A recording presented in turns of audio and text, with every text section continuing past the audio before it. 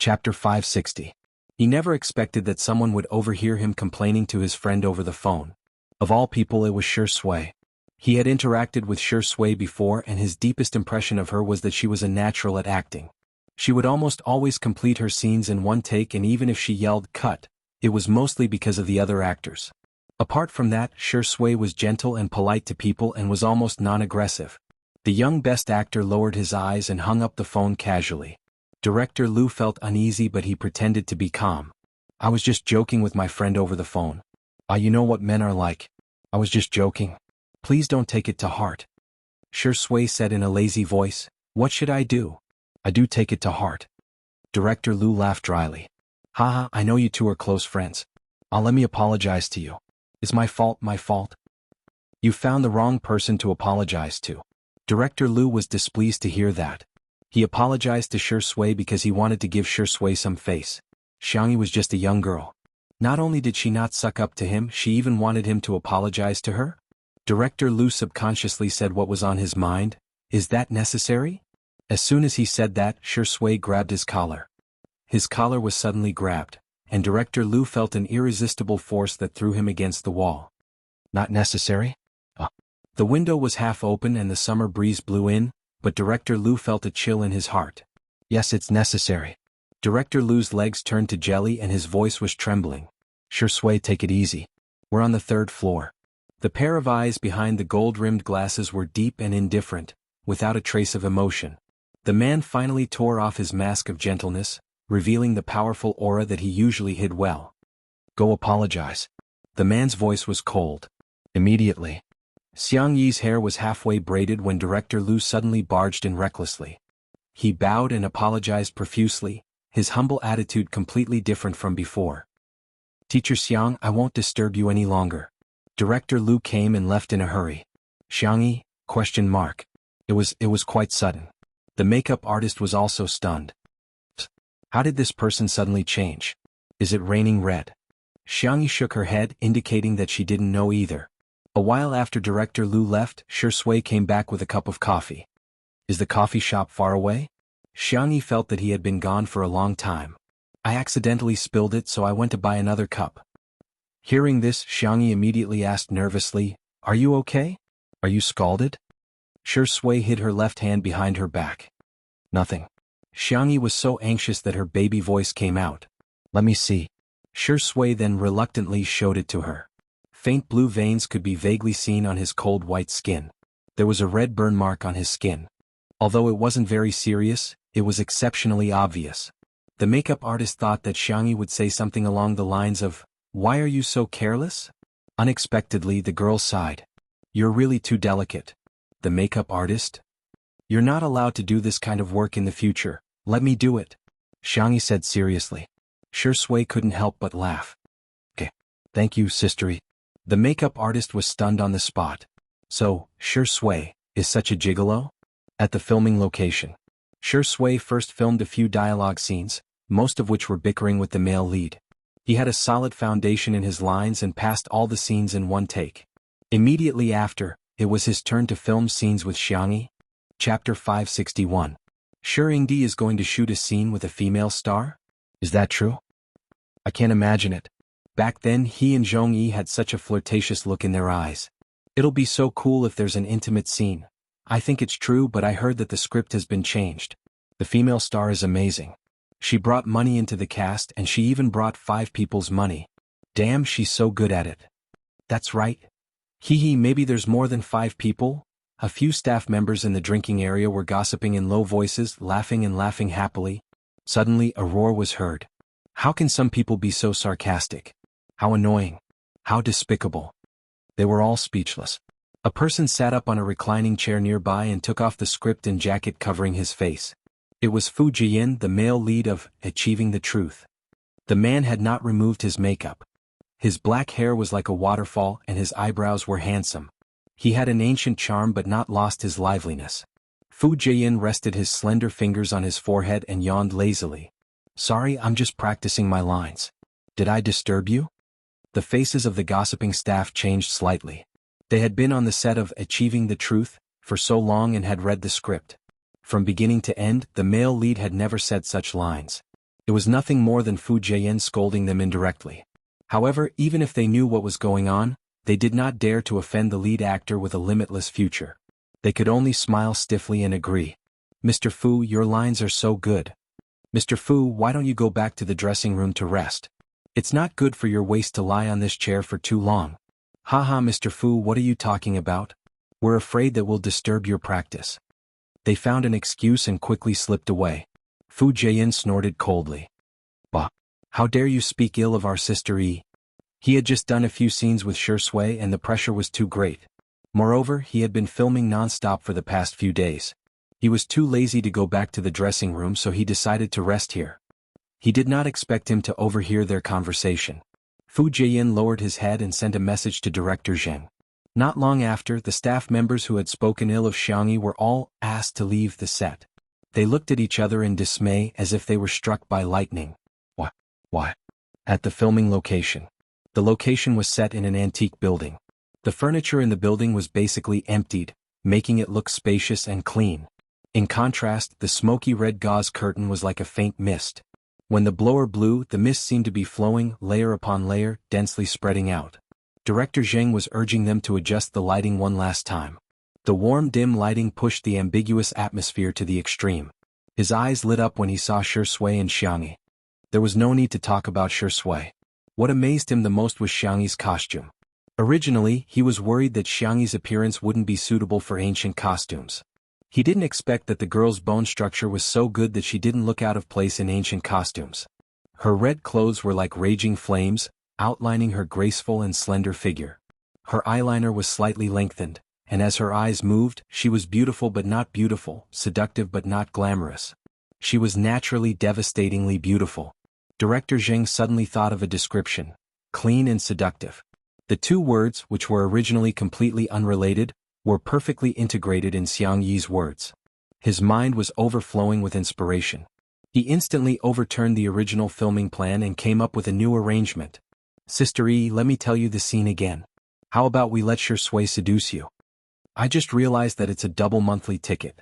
Please give me a monthly ticket. Chapter 562. Xiangxia was stunned for a moment before she nodded. Okay, I'm fine with anything. The crew was dumbfounded. What was going on? Wasn't the demoness seducing the celestial? Why was it the other way around? Wasn't this OOC? Director Zheng was inspired and continued, in terms of the plot, it's fine as long as it's logical and self-consistent. The most important thing is the atmosphere between the two of you. The demoness is seductive on the outside but clean on the inside, while the celestial is abstinent on the outside but devilish on the inside. One seduces without knowing it, while the other wants to restrain himself but can't. The scriptwriter was a girl wearing black-rimmed glasses. When she heard the director's words, she excitedly typed on the keyboard. Oh, how moving. How moving. Director Zheng really knew how to do this. Just imagining it made her feel as if countless scenes would be blocked as soon as she wrote them. In the past, when she was asked to change the script, she would be dejected. Today, Director Zheng didn't even need to say anything. She wanted to add a few thousand words to this plot. When Director Zheng and Xiangxia were almost done, the scriptwriter finished changing the plot and took the initiative to show it to Director Zheng. After Director Zheng read it, he was overjoyed. Good. This is the feeling I wanted. Then he was puzzled. You usually don't have any motivation to work. Why do you look like you're on steroids today? The scriptwriter screamed in her heart. Because I'm an untimely CP fan. On the surface, she said calmly, because I've decided to turn over a new leaf and devote all my passion to work. Director Zheng looked at her suspiciously for a few seconds before his attention returned to Xiangxia. He was a little worried about Xiangxia's acting skills. If she was just average, he could still teach her through drama and guidance. But if she was hopelessly bad, for this scene he could only focus on Xiangshui's scenes and let her be a beautiful vase. Xiangshui and Xiangxia both had photographic memories. They only watched it once and remembered all the lines. This saved a lot of time. Director Zheng waved his hand. Let's do a test shoot first. If there are any problems with the equipment and lighting, we can adjust it again. Saying this was to save Xiangxia some face in front of everyone. Even if the shooting was too bad, Director Zheng could still give her a way out. Meanwhile, the few staff members who had been fired earlier were filled with resentment. It just so happened that the large group of people who were working did not have time to kick them out. When they heard someone talking about Director Zheng changing the plot at the last minute, a few of them uploaded a screenshot online. When the netizens saw the changed plot, they started mocking him again. Can the vase fairy act in such a difficult plot? Shui seduced Xianxia? Was she even worthy?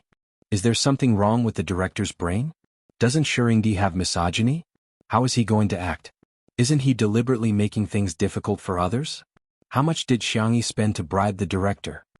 Just as the netizens were mocking him non-stop, the filming began. The smoky red gauze curtains fluttered in the wind, and the paper lanterns were warm and charming. The venerable Immortal who had mistakenly entered the illusion first looked around. When he saw the demoness resting on the bed, he immediately drew his sword. The next moment, the ignorant and beautiful little demoness opened her eyes without realizing it. Her pupils were clean and clear, but there was a seductive charm to them. The little demoness blinked innocently. When she saw the long sword in his hand, she showed a little fear. Hence, the aloof and abstinent celestial venerable was expressionless but extremely gentle as he put away his sword. Chapter 563. The little demoness heaved a sigh of relief, looking extremely relieved. At this point, Director Jianghu, who was watching from behind the monitor, wanted to slap the table and cheer. Shui's performance was as good as ever, and there was nothing much to comment on. However, Xianxia's performance was really surprising.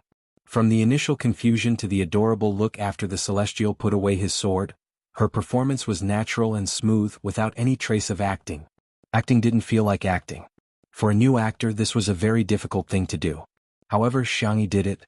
Director Jianghu had originally expected only 10 points from Xianxia, but now that Xianxia had scored 80 points, he was even happier. In the frame, the celestial lord, who was dressed in white and had wide sleeves, was walking towards the little demoness. Finally, he stopped in front of the bed. "Who are you?" the little demoness asked with her head tilted. "Do you want to know?" The celestial lord's voice was deep and hoarse. "Tell me your name first." The little demoness said warily, "Don't come so close or I'll eat you up." The man seemed to laugh. "How will you eat me up?" The little demoness plucked up her courage and pushed him. Based on her skills, she could not do anything to the celestial lord. A strange look flashed across the man's eyes, and he took 2 steps back to put some distance between them. His hands under his wide sleeves unconsciously clenched into fists, and he gradually exerted strength to his joints. Director Jianghu thought to himself, he's indeed a 3-award-winning actor. His acting is so delicate. This man was fickle and had few desires. Naturally, he would struggle when his heart was moved for the first time. He did not want to hurt her. However, has Shui's acting skills improved recently? Her affectionate and restrained gaze was so good. Director Jianghu was secretly shocked. Shui was probably the most qualified person among the younger generation to compete for an international acting award. The celestial lord's actions made the little demoness think that he was actually very weak. When she noticed the bloodstains on the celestial lord's body, she hesitated for a moment before jumping off the bed and patting the mattress generously. "You can sleep for a while." "Ha! You are injured. You need to rest." The demoness tugged at the Immortal Supremacy's sleeve, indicating for him to lie down. The man's expression was unreadable. He lay down silently and closed his eyes to rest. A rustling sound came from beside him. It was the little banshee who was curiously touching his sword. The flying sword that caused countless people in the immortal cultivation world to tremble in fear was now being played by the little demoness. She even secretly tied the sword tassel into a bow. The celestial venerable frowned slightly but did not stop him. After the demoness finished fiddling with the sword, she became interested in the immortal supremacy. She first used her finger to poke at the immortal supremacy's sleeve before poking at his belt. Her fair and slender wrist was suddenly grabbed by a pair of large hands. "Stop it." The man's voice was hoarse. "Oh." The demoness wanted to retract her hand but realized that it would not budge. She whispered, "Stop fooling around." In response to her, the man's rough fingertips gently and slowly rubbed her wrist a few times. Director Jianghu took a close-up of this scene. His large hand holding her small hand was inexplicably very expressive. The crew at the scene was stunned. On one hand, it was because of Xianxia's acting skills. On the other hand, it was because Shui was actually holding Xianxia's hand without any abnormalities. One had to know that he would vomit on the spot if he had any physical contact with other actresses. But why was nothing wrong with holding Xianxia's hand? It seemed like he was enjoying holding her hand? Chapter 564. The little demoness' ears turned red as she was caught off guard by his touch. She was shocked and panicked. Without thinking, she bit the man's fingertip. "Ouch!" The man gasped as if he was holding back something. After a while, he released his hand and covered his eyes, not wanting to reveal any of his emotions. The little demoness thought that she had bitten him. She said carefully, "Well, I'm a monster. I'm poisonous." The celestial lord did not respond. The little demoness said nervously, "Will I poison you to death? I've been in the illusion realm for a long time. You're the first person to come in. If you die like this, won't I be alone again?" She was very distressed and blamed herself. After thinking about it, the little demoness made a bold decision. She climbed onto the bed and approached the celestial lord like a nimble cat. The celestial lord noticed her small movements and said helplessly, "I won't die so easily." The rest of the words were all choked back. The reason was that the little demoness was lying on his chest and licking her red lips. "I'll give you half of my inner core." The celestial lord tried to push her, but she did not budge. Everyone was immersed in this sweet and flirtatious scene when they suddenly heard a sound. Cut. Everyone seemed to have woken up from a dream. Although they didn't know what went wrong, there were still many people who looked at Xianxia with gloating eyes. Shui was the best actor. How could he make a mistake? Of course Xianxia was at fault. Unexpectedly, Director Zheng shouted, "Shui, what's wrong with you? Did you not eat enough? Push her. Push her harder." Everyone was speechless. What? So it wasn't Xianxia who made a mistake, but Shui? Shui coughed and said, "Sorry?" Ever since he entered the industry, he had never made such a low-level mistake. He did not expect to fall for Xianxia. Who could bear to push away such a gentle and adorable little rabbit? The scriptwriter was so agitated that he covered his nose with a tissue, afraid that he would have a nosebleed. This plot was too good. If you don't write fanfiction, you're not human. She took out her phone, opened the sticky note app and began to slack off. Apotheosis Immortal Qingling X soft and cute demoness. She has no morals and only eats meat for the sake of eating meat. If you don't like her, please click cross. She typed furiously, writing more than 1,000 words in a matter of minutes. On the other side, after the stylist touched up Shui and Xianxi's makeup, she began the second shoot. Both of them were on point and their acting went smoothly. The Immortal Prime mercilessly pushed the little demoness away and coldly said, "Don't come near me." The little demoness fell to the ground and looked at him in shock. "But you are sleeping in my bed, venerable Immortal." After a few seconds of silence he said, "Come here." "I'm not going. I've been poisoned. I'm about to die." The senior Immortal said seriously, "I need you to help me. Is that okay?" "Oh." When the demoness heard this, she slowly inched over. Just as she reached the bedside, she was pulled onto the bed. After a moment of dizziness, she was in a position where the senior Immortal was on top of her. "Do you want to save me?" the man asked hoarsely in her ear. The little demoness nodded her head in confusion. His voice fell. A pair of warm hands covered her eyes. "Then be good." Through the layers of veil, Director Zheng deliberately took a silhouette of the two of them intertwined. It was very artistic and ambiguous. When he shouted, "Cut," the scene was still silent. No one expected that apart from her stunning beauty, Xianxia also had such explosive acting skills. Chapter 565. The shooting was over. Shui immediately got up and distanced himself from her. He was a gentleman to the extreme. The staff on set woke up from their daze and rushed forward to wrap up the scene. Everyone stole glances at the two of them. Shui was still in his costume, but his temperament had changed abruptly. He returned to his gentle and dignified appearance from Master Immortal Qingling. Obviously, he was out of character. As expected of the best actor, his speed of getting into character and getting out of character was superb. Xianxia would probably have a hard time. What was shocking was that Xianxia was out of character as well. On the girl's body, there was no longer the slightest bit of naivety, sweet, or seductive temperament. Even if she was wearing bright eye makeup, one could still clearly feel that she was her. She was a different person from the little girlfriend in the movie. Her speed of getting out of character was comparable to Shui's. F***ck. Who was the one who said that her acting was bad? Were the eyes used to vent their anger? Director Zheng was a perfectionist who was extremely picky when it came to art. He stared at the scene just now and rewatched it several times before he made an okay gesture to Shui and Xianxia, who were resting. "It's perfect. We just need to shoot a few more scenes. I want a more aesthetic effect." The two of them had no objections and cooperated very well. Director Zheng suddenly thought of something and rubbed his palms guiltily. "Sister E, will your brothers and little uncles be angry that the script has been changed like this? In the original version, The most intimate physical contact between the two was the little demoness pulling Xue's sleeve, let alone the Immortal seducing the demoness.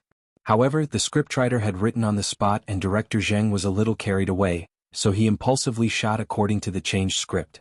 Now he regretted it in hindsight.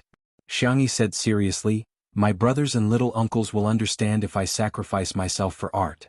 The little girl looked calm, but in fact if one looked closely, they would find that the tips of her milky white ears were dyed with a touch of crimson. If it were any other actor she would never do such a scene, but the one who was acting with her was Xue. She quite liked this kind of open and aboveboard feeling. Perhaps it was time to give Xue a status? Director Zheng heaved a sigh of relief when he got her permission. It was so comfortable to work with a good-tempered and good-natured actress like Sister Yi. The few additional shots were mostly close-up shots of her on the bed. For example, their hands were clasped together. Another example would be the intertwining of a red dress and a white belt. The most beautiful scene was when the venerable Immortal raised his hand to cover the eyes of the little demoness. His meticulous white robe was now open, and his clean Adam's apple was slightly red. It was messy and ambiguous. After the reshoot, the two of them were done with their scenes. Although it was just a guest appearance, director Zheng still prepared a small wrapping ceremony for the two of them. Fu Jiayin ran over to join in the fun and prepared gifts for the two of them. Xianxia had a self-heating hot pot, and Xue had a black thermos. "Sister Yi, this hot pot is delicious. It's just that you might be a little heaty after eating it." Fu Jiayin chuckled, looking particularly like a comedian. Xianxia was stunned for a moment before she smiled. "Thank you. Are you that happy?" Fu Jiayin scratched his head. "It's okay, Sister Yi. You can tell me if you don't like it. You don't have to act." "No, I'm really happy. Other than my family, I rarely receive gifts from others." Xianxia was a little embarrassed. Fu Jiayin was very surprised. How is that possible?" Chapter 566. I don't have many friends. Ever since she was a child, she had been busy with her studies and had been skipping grades. She learned medical skills from her grandfather and studied cooking by herself. Every time she went to a new environment, the people around her would change before she had time to get used to it. Apart from Jianghu, she had never had any close female friends. Even if there were girls who approached her, they would mostly be after her brothers or uncles. Over time, Xianxia rarely took the initiative to socialize and was more used to being immersed in her own small world. Fu Jiayin was very surprised. "Sister Yi, you're such a gentle person, how can you not have any friends?" He suddenly paused and realized something. She's only treated so casually because she's gentle. Fu Jiayin was indeed an actor. He immediately came up with a big scene for Xianxia and patted her shoulder in agony. "Sister Yi, I'll give you gifts often in the future." Before he finished speaking, he felt a dagger glare from a certain Xue. He was so frightened that his hand trembled and he hurriedly retracted it. The reason was that Xue's gaze was too oppressive and he was scared. Director Zheng flew into a rage when he learned that someone had leaked the news of the script change. Not only did he want to pursue the legal responsibility of the staff who had been fired, he also immediately got someone to edit a video and post it on the internet. TV drama Dideo official. Today's spoiler has been delivered. Fellow Taoists, please sign for it. I'll post the first video of the mental demon fantasy scene today. This interaction is so sweet. P.S. Guess who made a mistake and made the director call for cut? The video was obviously the scene between the Immortal and the demoness. Some netizens didn't even click on the video and began to criticize below. Needless to say, Xianxia must be the one who dragged our Xue down. I'm so tired. Of all the things pretty sister can do, she just has to act. Doesn't Xianxia only know how to glare and pout? It's really hard on Xue to act with her. However, after the netizens clicked on the video, due to the lack of time, they only used a simple filter to adjust the color. They didn't even have time to match the music, not to mention the various fancy special effects of the Xianxia drama. However, it was precisely because of this that the audience could feel Xue and Xianxia's acting skills. From the moment the Celestial Venerable stepped into the veil to the moment the little demoness was pulled into the Celestial Venerable's embrace, the plot was so sweet that it was off the charts. Especially the last set of close-up shots, it could be said to be a classic work of ancient aesthetics. Netizens, so fragrant. F***CK? What the hell am I doing? Is this Xianxia? Is this for real? Could it be an AI? I'm shocked. Xue's acting can still improve? Xianxia's acting is also so good. She's so smooth and natural. I really don't feel that she's acting. In addition to being surprised by Xianxia's acting skills, they were more interested in the plot. Such an interesting plot and she's only a supporting character? Fujing. Straighten him up immediately. Director, screenwriter, quickly add more scenes for these two. I want to watch the Celestial Venerable and the Little Demoness fall in love for 100 episodes. Ah, the Celestial Venerable's eyes are so flirtatious, and the Little Demoness is so sweet and soft. She's so seductive. This couple is too good. At the end of the video, Director Zhang's exclamation of, push them hard, was like a roar from the soul poking at countless people's funny spots. Who would have thought that the one who made a mistake was Shui? On this day, the untimely couple fans rapidly grew in number. Countless scholars shouted in unison, rounded up to the bridal chamber. Sisters, we've got it for real. I'll adjust my schedule and move the 2 chapters in the morning to the day. I'll also pick a signed book, just leave a comment good night. Chapter 567. The couple's fans were celebrating. However, the directors and actors in the industry could feel Xianxia's amazing acting skills from this short video.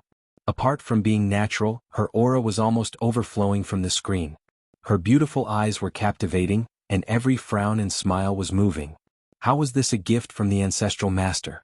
This was the ancestral master carrying a pot and chasing after him to coax him to eat. Many directors remembered Xianxia's name. This newbie has a promising future. The thing that really pushed this video to the climax was a new fan novel, The Celestial Lord, written by a popular but low-key writer on a foreign website.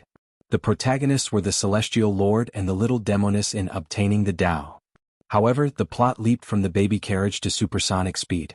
If it was placed on domestic websites, it would be blocked with an asterisk. However, this author was too good at writing. He vividly portrayed the ambiguous and sweet relationship between the Celestial Lord and the Little Demoness.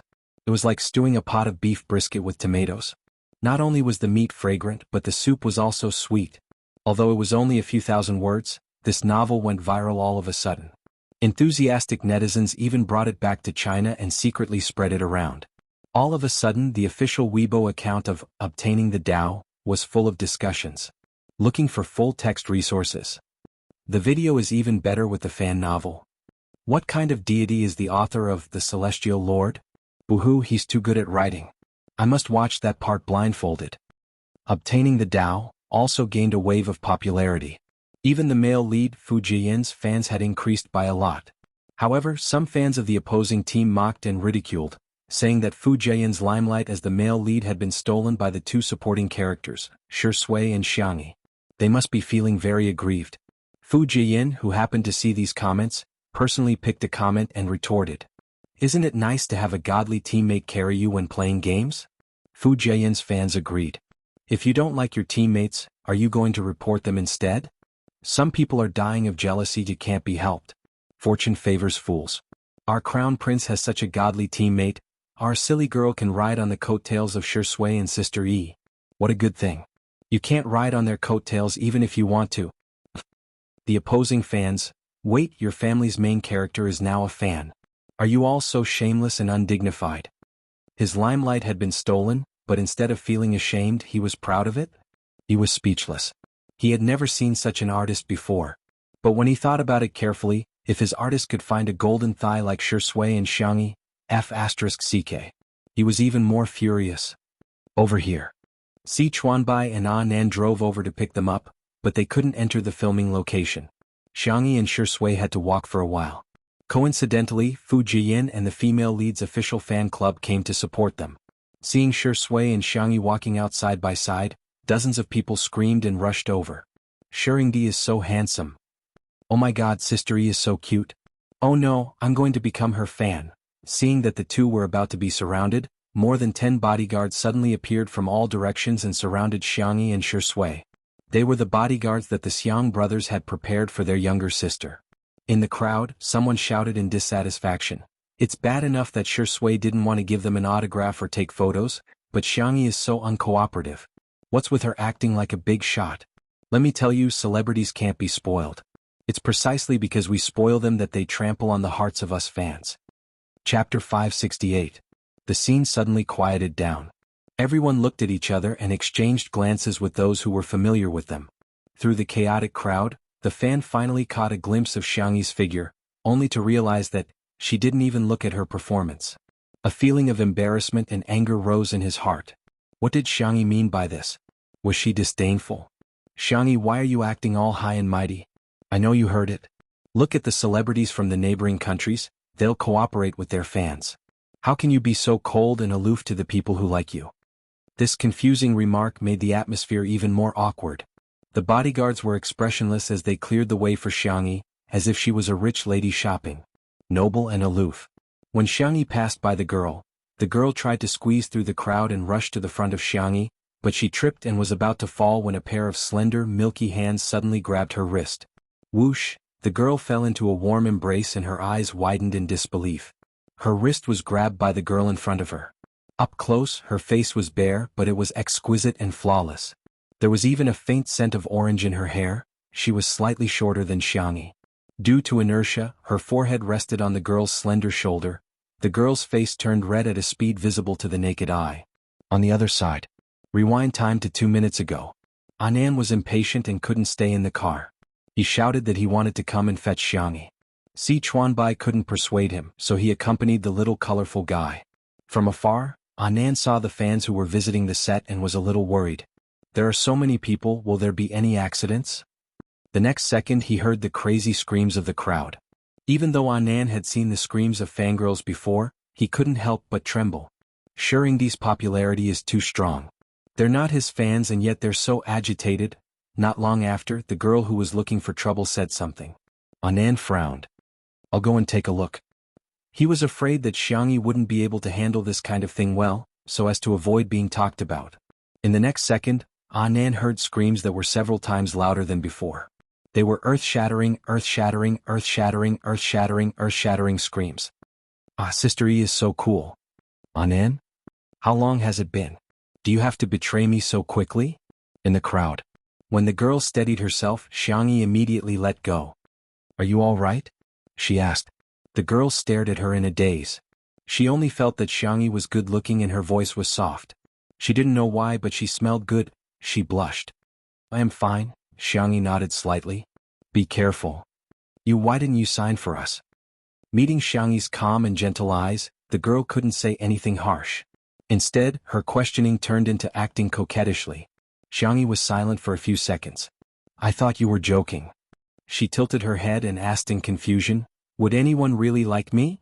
Previously, when she was about to transmigrate back, Xianxia saw how the netizens scolded her. The girl widened her eyes. Why would you think that? Do you have some serious misunderstanding about your own popularity?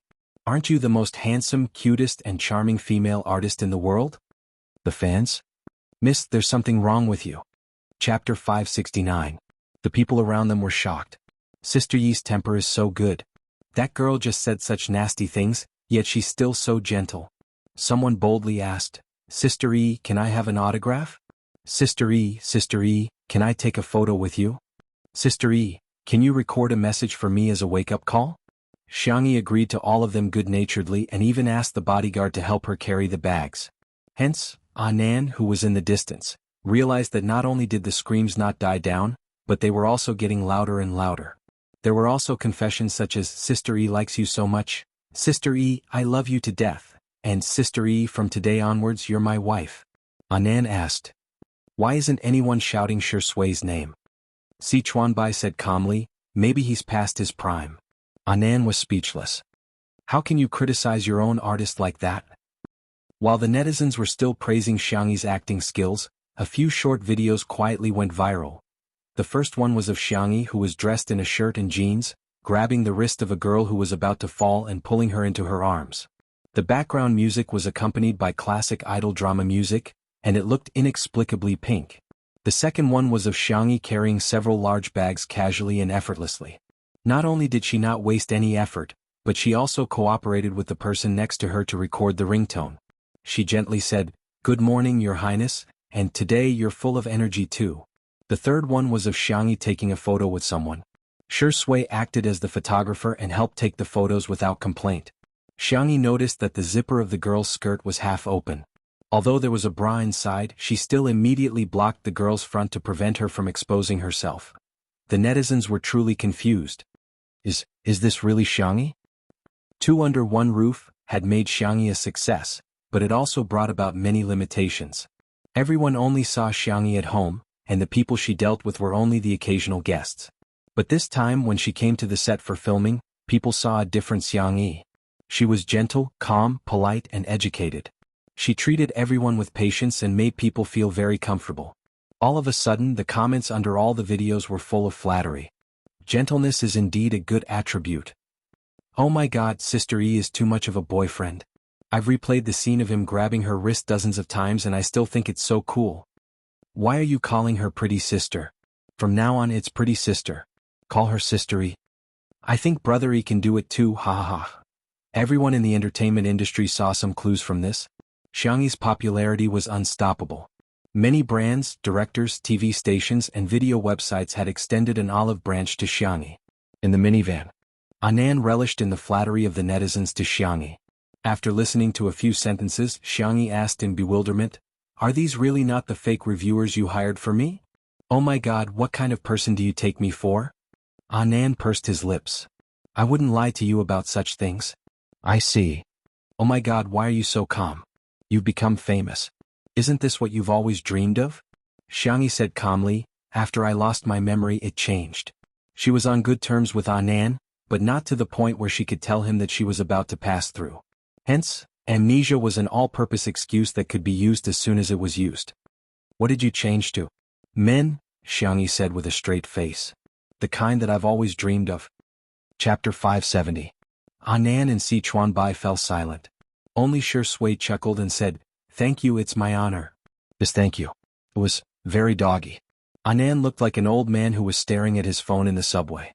Sichuanbai took out his tablet and informed Shui of her schedule. "There's an SN show on Wednesday and we need to go to Jincheng on Thursday. If there are no objections, that's it." After informing Shui coldly, Sichuanbai looked at Xianxia and suddenly changed his tone. "Sister E, after Anan and I considered and discussed it, we've decided to give you 3 commercials. One is National Snail Powder for food, one is hand sanitizer for daily necessities, and the last one is the spokesperson for Hades's brand, WF. Do you think it's okay? Do you have any thoughts? Feel free to tell me. I'll respect all your opinions." Shui was confused. "What? Who exactly is your longtime colleague and good friend?" Xianxia flipped through the information prepared by Sichuanbai. There was no doubt about the ability of the top manager. The 3 brands he picked were perfect in all aspects. "I'm fine with anything." "Then I'll go talk to the brands," Sichuanbai said gently. "Sister E, don't feel any psychological pressure. Adjust your state of mind. Eat well and sleep well so that you don't have to worry." Xianxia thanked him warmly. When it was Shui's turn, Sichuanbai had nothing to say. The two of them looked at each other for a few seconds before he said seriously, "Drink more hot water." Shui was silent for a few seconds. "You too." "Oh." The conversation ended. Sichuanbai followed them to the manor for a meal before going back to work. Anan stayed behind to accompany Xianxia during the filming of the commercials. Xingchen Entertainment. In the parking lot, Qin Wanyan's makeup was exquisite, but she looked very haggard. She had already squandered all her points, and there was no way to exchange them for the beautifying filter card. In addition, she now had no source of income. Even if she desperately tried to maintain her former glamour, it was just an act, and it could never replace reality. She waited bitterly for a long time before Xiang Feng finally came downstairs. The man's shoulders were wide and his legs were long. When he walked, he looked like a domineering CEO. However, as they got closer, Qin Wanyan noticed that he was holding a hamburger in his hand.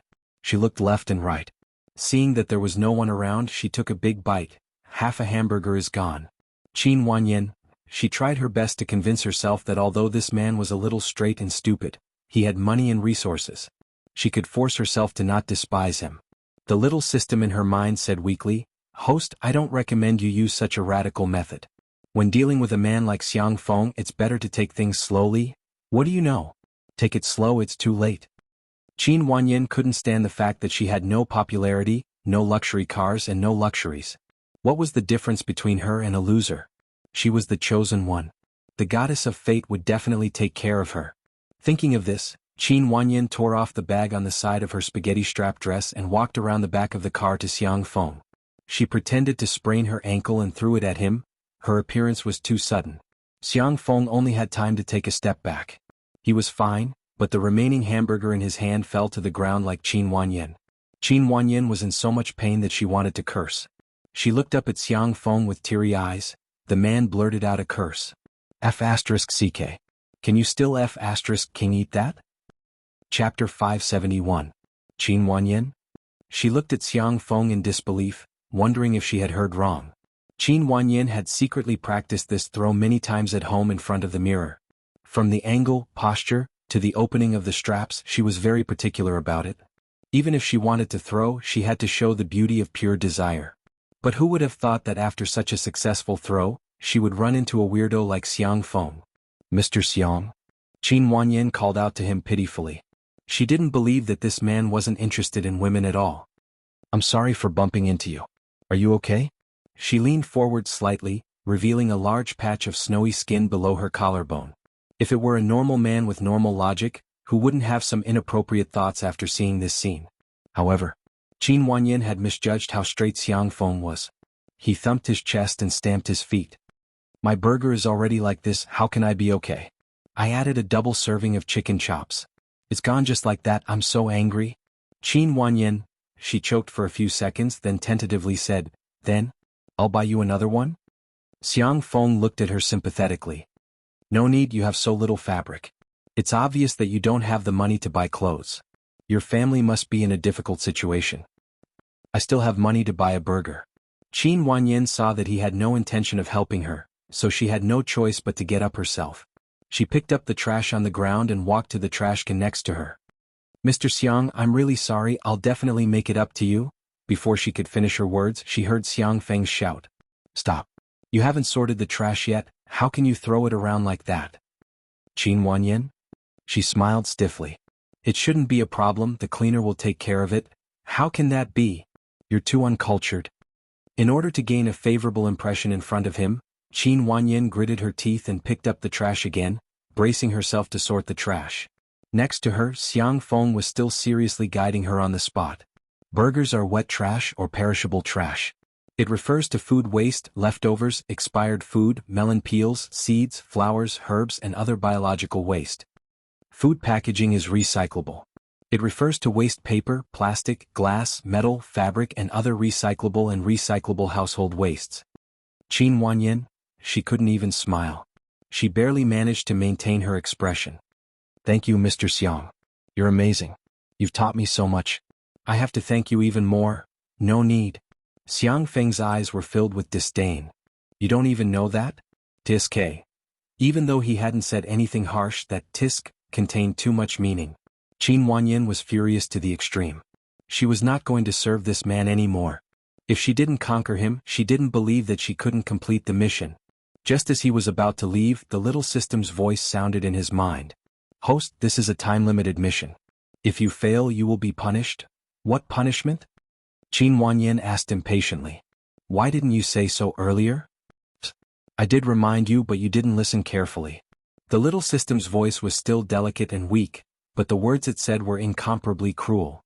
If the mission fails, the host will be obliterated. Qin Wanyan suddenly felt a chill run down her spine. What do you mean by obliterated? She suddenly remembered that the fast transmigrator in Ling Ye's body seemed to have been obliterated as well. Chapter 572. The little system said innocently, obliteration means that you will die, host. What did you say? Qin Wanyan asked, suddenly frightened. Is Ling Yi dead too? Sorry, you don't have enough authority to check the results for you. Qin Wanyan asked in frustration. Can't I not do this mission then? No, host. Can't I not be a fast transmigrator? No, host. The little system was still soft and adorable, but Qin Wanyan shuddered. She realized belatedly that being chosen to be a fast transmigrator might not be a good thing at all. The shooting schedule for the Snail Noodles commercial was soon set, and the shooting plan was also sent to Xianxia. The content was very simple. It was a heartwarming and beautiful scene of a human and a cat cooped up at home. They would then cook a bowl of steaming hot snail noodles while the kitten played with a furry ball. On the day of the shoot, Shui also had an itinerary and went out early in the morning. Xianxia set off at 8 o'clock and Xiao Naofu came over clingily. Last night, Xiao Naofu and little Shiji got into a fight. To be precise, Xiao Naofu beat little Shiji up one-sidedly. In the end, Xiao Naofu accidentally fell and hit its head on the edge of the table leg. It was clearly its fault, but Xiao Naofu was so infuriated that it ignored little Shiji and insisted on going out with Xianxia. Xianxia had no choice but to carry it on her back in a cat bag. Anan also put a simple cat toilet in the car. The space was cramped and Xiaonaofu had no choice but to huddle in the corner. Kittens are the most adorable creatures in the world. No matter how poor we are, we can't let kittens suffer. As soon as Xiaonaofu got into the car, it came out of the cat bag and lay in Xiangxi's arms coquettishly, allowing her to gently stroke the back of its neck with her soft fingertips. Anan took out his cell phone, took a photo of the scene and updated it on Weibo. Xiangxia basically didn't post on Weibo, but Anan would occasionally post about her daily life. Hence, many Spicy Tutu fans followed him. As soon as the photo was posted, it received more than 1,000 likes. Pretty girl and little kitten, double critical hit. I can rub 10 of these kittens in a day. Xiaonaofu, you perverted cat. Its claws are actually on Sister Yi's chest. Sure Sui Shurindi, here's a cat wearing a green skull cap for you. The Spicy Tutu fans were sucking on the cat and licking the screen. Suddenly, some discordant comments appeared under the Weibo post. What does XY mean? Are you trying to intimidate us? Of all times she chose to do it now. Who would believe that she didn't do it on purpose? Our pudding is a celebrity pet. It's not something that this kind of hybrid pastoral cat can compare to, okay? Anan was confused by the comments. What's wrong with these people? Do they have nothing better to do this early in the morning? Xiangxia tilted her head and frowned. What's the name of the cat in the shooting plan? Anan was slightly taken aback. He then made a video call to Si Chuanbai. When the call connected, Si Chuanbai seemed to be in the middle of a meeting. Dressed in a suit and leather shoes, he sat upright and raised an eyebrow at him. What's the matter? Mr. C, am I disturbing you? Anan felt a little guilty. Recently, every time he looked for Si Chuanbai would reply almost instantly, which gave him the illusion that Si Chuanbai was very free. That was why he boldly made the video call. Are you busy? I'll contact you later. Si Chuanbai, you're not disturbing me. Speak. Chapter 573. Anan briefly described what had happened. Si Chuanbai, on the other end of the video call, had a serious and cold expression, as if he was the head teacher who was supervising the primary school students whether or not they were wearing a red scarf. In fact, in the conference room, everyone stared at Si Chuanbai dumbfounded. This man, who was usually called a ruthless work machine, was now leaning back in his chair, twirling a black and gold pen between his fingertips. He was obviously relaxed and lazy. Everyone looked at each other. Something was wrong. Something must have happened. Was Mr. C video chatting with his girlfriend? Mr. C, that's probably what happened. Anan swallowed and lowered his head dejectedly. You can scold me. Si Chuanbai, why would I scold you? It's because I posted that photo, that's why Pudding's fans were so obedient. Pudding was an internet celebrity cat and its owner was called Dummy. Its Weibo account and short video account had millions of fans. If you want to condemn someone, you can always find a pretext. Si Chuanbai pressed his forehead. Don't worry about it, I'll handle it. Anan, huh? That's it? He thought it was a big deal, but Mr. C downplayed it so casually? Si Chuanbai raised his eyebrows. Are you questioning my ability? The man's tone was quite meaningful. On the screen, little colored fur was panicking. It clumsily shook its head and stuttered, No, Mr. C is very good in every aspect. No one knew which sentence pleased Si Chuanbai, who was a glacier that never melted, but the corners of his mouth lifted slightly. Okay, give the phone to Sister Yi. Okay. Anan gave the phone to Xiangxia. The smile in Si Chuanbai's eyes disappeared, and he returned to his usual cold and ruthless work mode. Some time ago, I just happened to study some examples of successful internet celebrities. Ada is one of them. Her success was not accidental, but inevitable. First, it's the packaging of the team behind it. Second, it's the persistent hype. Third, it's the constant abuse of the fans. After a pause, he said, I suspect that her cat is no longer the original cat. Xiangxia narrowed her eyes. But you don't have to worry about Sister E. I have a lot of dirt on her and her cat. If she continues to provoke us, we won't hold back. Sorry to trouble you, Mr. C. You're welcome. After hanging up, Xiangxia searched for Pudding's photo. It was a white ragdoll cat with fluffy fur and slightly folded ears.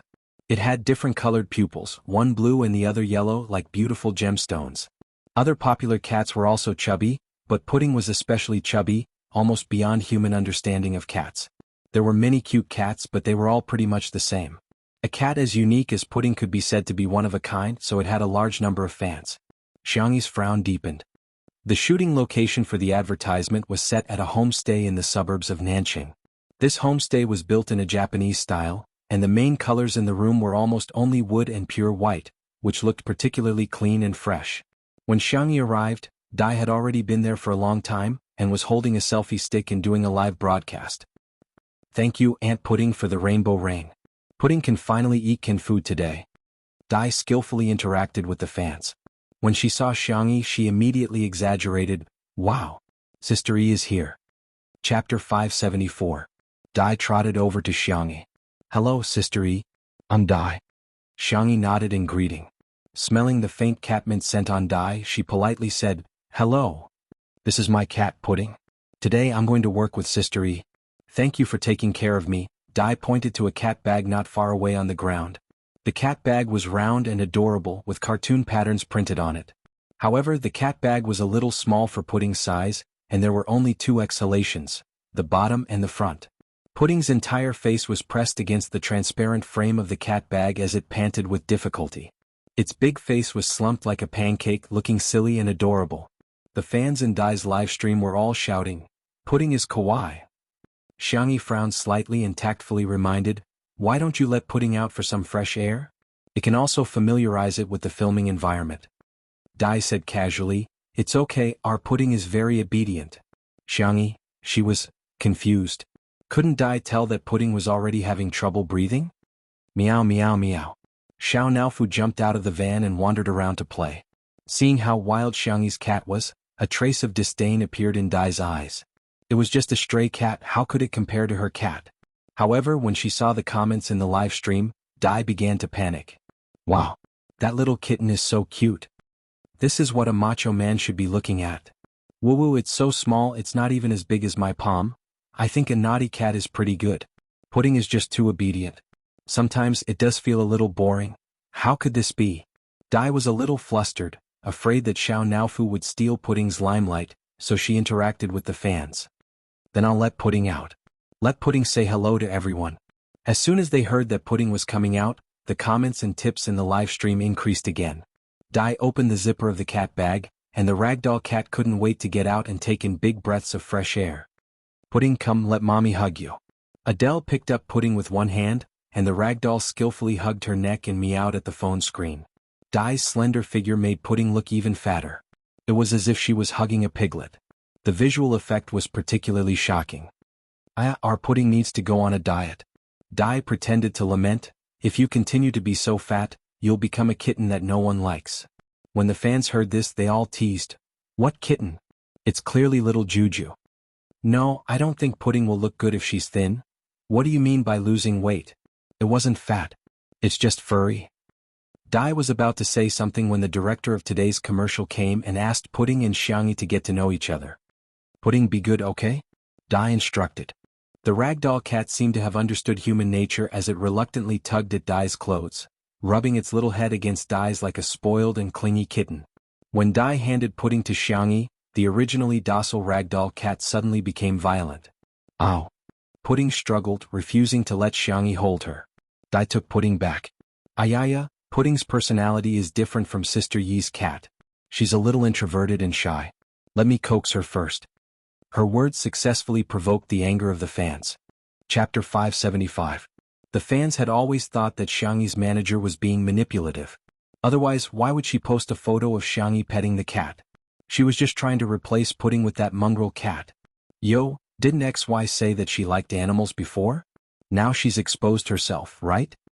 Exactly, I still remember when the photo of her feeding the deer came out, everyone was bragging that she was a forest elf. It was hilarious. Pudding is such an obedient cat, yet it doesn't like Xianxia. Shouldn't Xianxia reflect on herself? Animals are intelligent, they know who will treat them well. The fans thought that they were speaking up for justice, but little did they know that they had become tools to be used. Pudding stuck to Dai and acted coquettishly for a long time. In the end, the director couldn't stand it anymore and reminded her. Only then did Dai repeatedly apologize and put Pudding on the ground. Pudding circled around her feet. After a while, the smell of catmint dissipated and it stopped. Xianxia squatted down and gently stroked Pudding's neck and chin. She then fed it some dried fish, Xiaonaofu's favorite snack. She had brought a small bag with 5 or 6 strips in it. Pudding sniffed it first and its eyes widened. It then picked it up and ate happily. Xiaonaofu smelled it and ran over. It took 2 strips from Xiangyi's hands and nestled next to Pudding to eat. The contrast between the 2 cats was too strong. Pudding's tail was thicker than Xiaonaofu's head. Dai's live stream was still open. She wanted to take advantage of today's precious opportunity to stream more. Unexpectedly, a fan raised a question. I feel that this mongrel cat's body size is relatively normal. When Pudding was this big, it seemed to be several times bigger than this mongrel cat. Is it really okay to be so fat? Dai hurriedly tried to change the topic. She blinked innocently and said, Sister E, what brand of dried fish are you feeding me? It's packaged in a minimalist style. I've never seen it before. She was very skillful with her words, leading people's imaginations to wander. Minimalist style? Didn't it mean that the packaging was simple? How can you feed a cat like that? Pudding is a pedigree cat. She's already a celebrity, is there a need to be so stingy? If you want to buy some branded cat snacks. Even Dai hasn't seen this brand before. God, what is Xiangyi feeding Pudding with? Just as the fans were adding scenes for themselves, the director came over and fed Pudding a piece of dried fish. He was also a cat lover. He usually kept a straight face, but whenever he saw a kitten, he would smile until his eyes narrowed into slits. Sister E, this dried fish of yours is from LP, right? TSK, how extravagant. Dai's heart thumped as she laughed dryly. LP? Is it expensive? The director said confidently, that is the most prestigious brand in the cat snacks industry. Previously it was the exclusive brand of the royal family of Country E and Country R, but now it was only available to the public for a limited time. Look, with this small bag of dried fish, you can buy dozens of caddies of D brand jerky. D brand was one of the more popular cat food brands in the country. Apart from the high price of cat food, the jerky and canned food were also very expensive. Dai? The fans? What the hell? How could such an ordinary and mediocre dried fish be a luxury brand? Some people didn't believe it and went to check the price, only to be instantly stunned. What kind of family did Xiangyi come from? How could she afford such expensive dried fish? Chapter 576. Not only were the fans in Dai's live broadcast room dumbfounded, but Dai herself was also dumbfounded. Even if you have money, you shouldn't spend it like this. It's just a cat after all, an animal. How can it eat better than humans? Hee, Sister E is really generous. Dai ran her fingers through her hair, her whole body overflowing with the fragrance of a lotus. But I think it's better to know your limits when it comes to raising pets. Everything goes too far, Xiangyi said lightly. I didn't buy it, my uncle bought it. He dotes on Xiaonaofu, so I usually cook it myself. Dai. Who didn't know that Xiang Feng was a domineering CEO? Of course he could buy whatever he wanted. It wasn't worth it for anyone to tell him what to do. Dai was angry and jealous. She even fantasized about how great it would be if she was Xiang Feng's little niece. However, the director became interested. Sister E, what do you usually cook for yourself? Is it very troublesome? Xiangyi shared the recipe, just boiled salmon, chicken breast, prawns and the like. Occasionally I'll cook some other meat. It's better for kittens to eat meat as their staple food. Pumpkins, carrots and sweet potatoes can also be steamed and mixed. These foods are rich in fiber. If possible, you can also feed them cabbage, lettuce and so on. These can replenish the kitten's vitamins and minerals, but they must be cooked. Fastidious, too fastidious. The director sighed, feeling that he couldn't neglect Dai too much, so he asked, Dai, you've raised a cat for so long, you must have a lot of experience, right? Dai said pitifully, Sister E is really amazing, but I'm usually too busy to cook, so I usually mainly feed them cat food and canned cat food. I'm so envious that Sister E can take care of Xiaonaofu so well. The director was also a shrewd person. He faintly heard Dai's praise and criticism, so he vaguely laughed. It's good. All right, everyone get ready, let's start shooting. The set had been set up in advance. It was a warm and beautiful living room with bright windows and clean tables.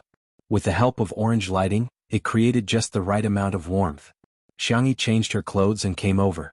She wore a clean purple sweater paired with a white long skirt, looking incomparably gentle. With the help of the dried fish, Pudding was now very friendly to Xiangyi. She would even take the initiative to rub against Xiangyi and act like a spoiled child. However, when the staff took out the prepared snail powder, the strong smell somehow stimulated Pudding. Pudding became extremely agitated and even scratched Xiangyi. Rip! The sleeves of Xiangyi's knitted sweater were torn by Pudding's claws. The director repeatedly reminded Dai to turn off the live stream, but Adai pretended not to hear him and shamelessly continued. Seeing this scene, Adai exclaimed, "Sister E, don't scare Pudding." "Xianxia? Which eye of yours saw me scaring it?" However, Pudding's fans didn't care about that. "Is this woman crazy? Why are you scaring our Pudding baby? XY, do you think Pudding is your cat? It's very delicate. You can't treat it as you wish." Pudding obviously hates Xianxia. "Can't you replace Xianxia? Otherwise, I won't watch this commercial. I'll never place an order for snail powder either." Adai blinked her eyes and used the 10th level of Lotus speech.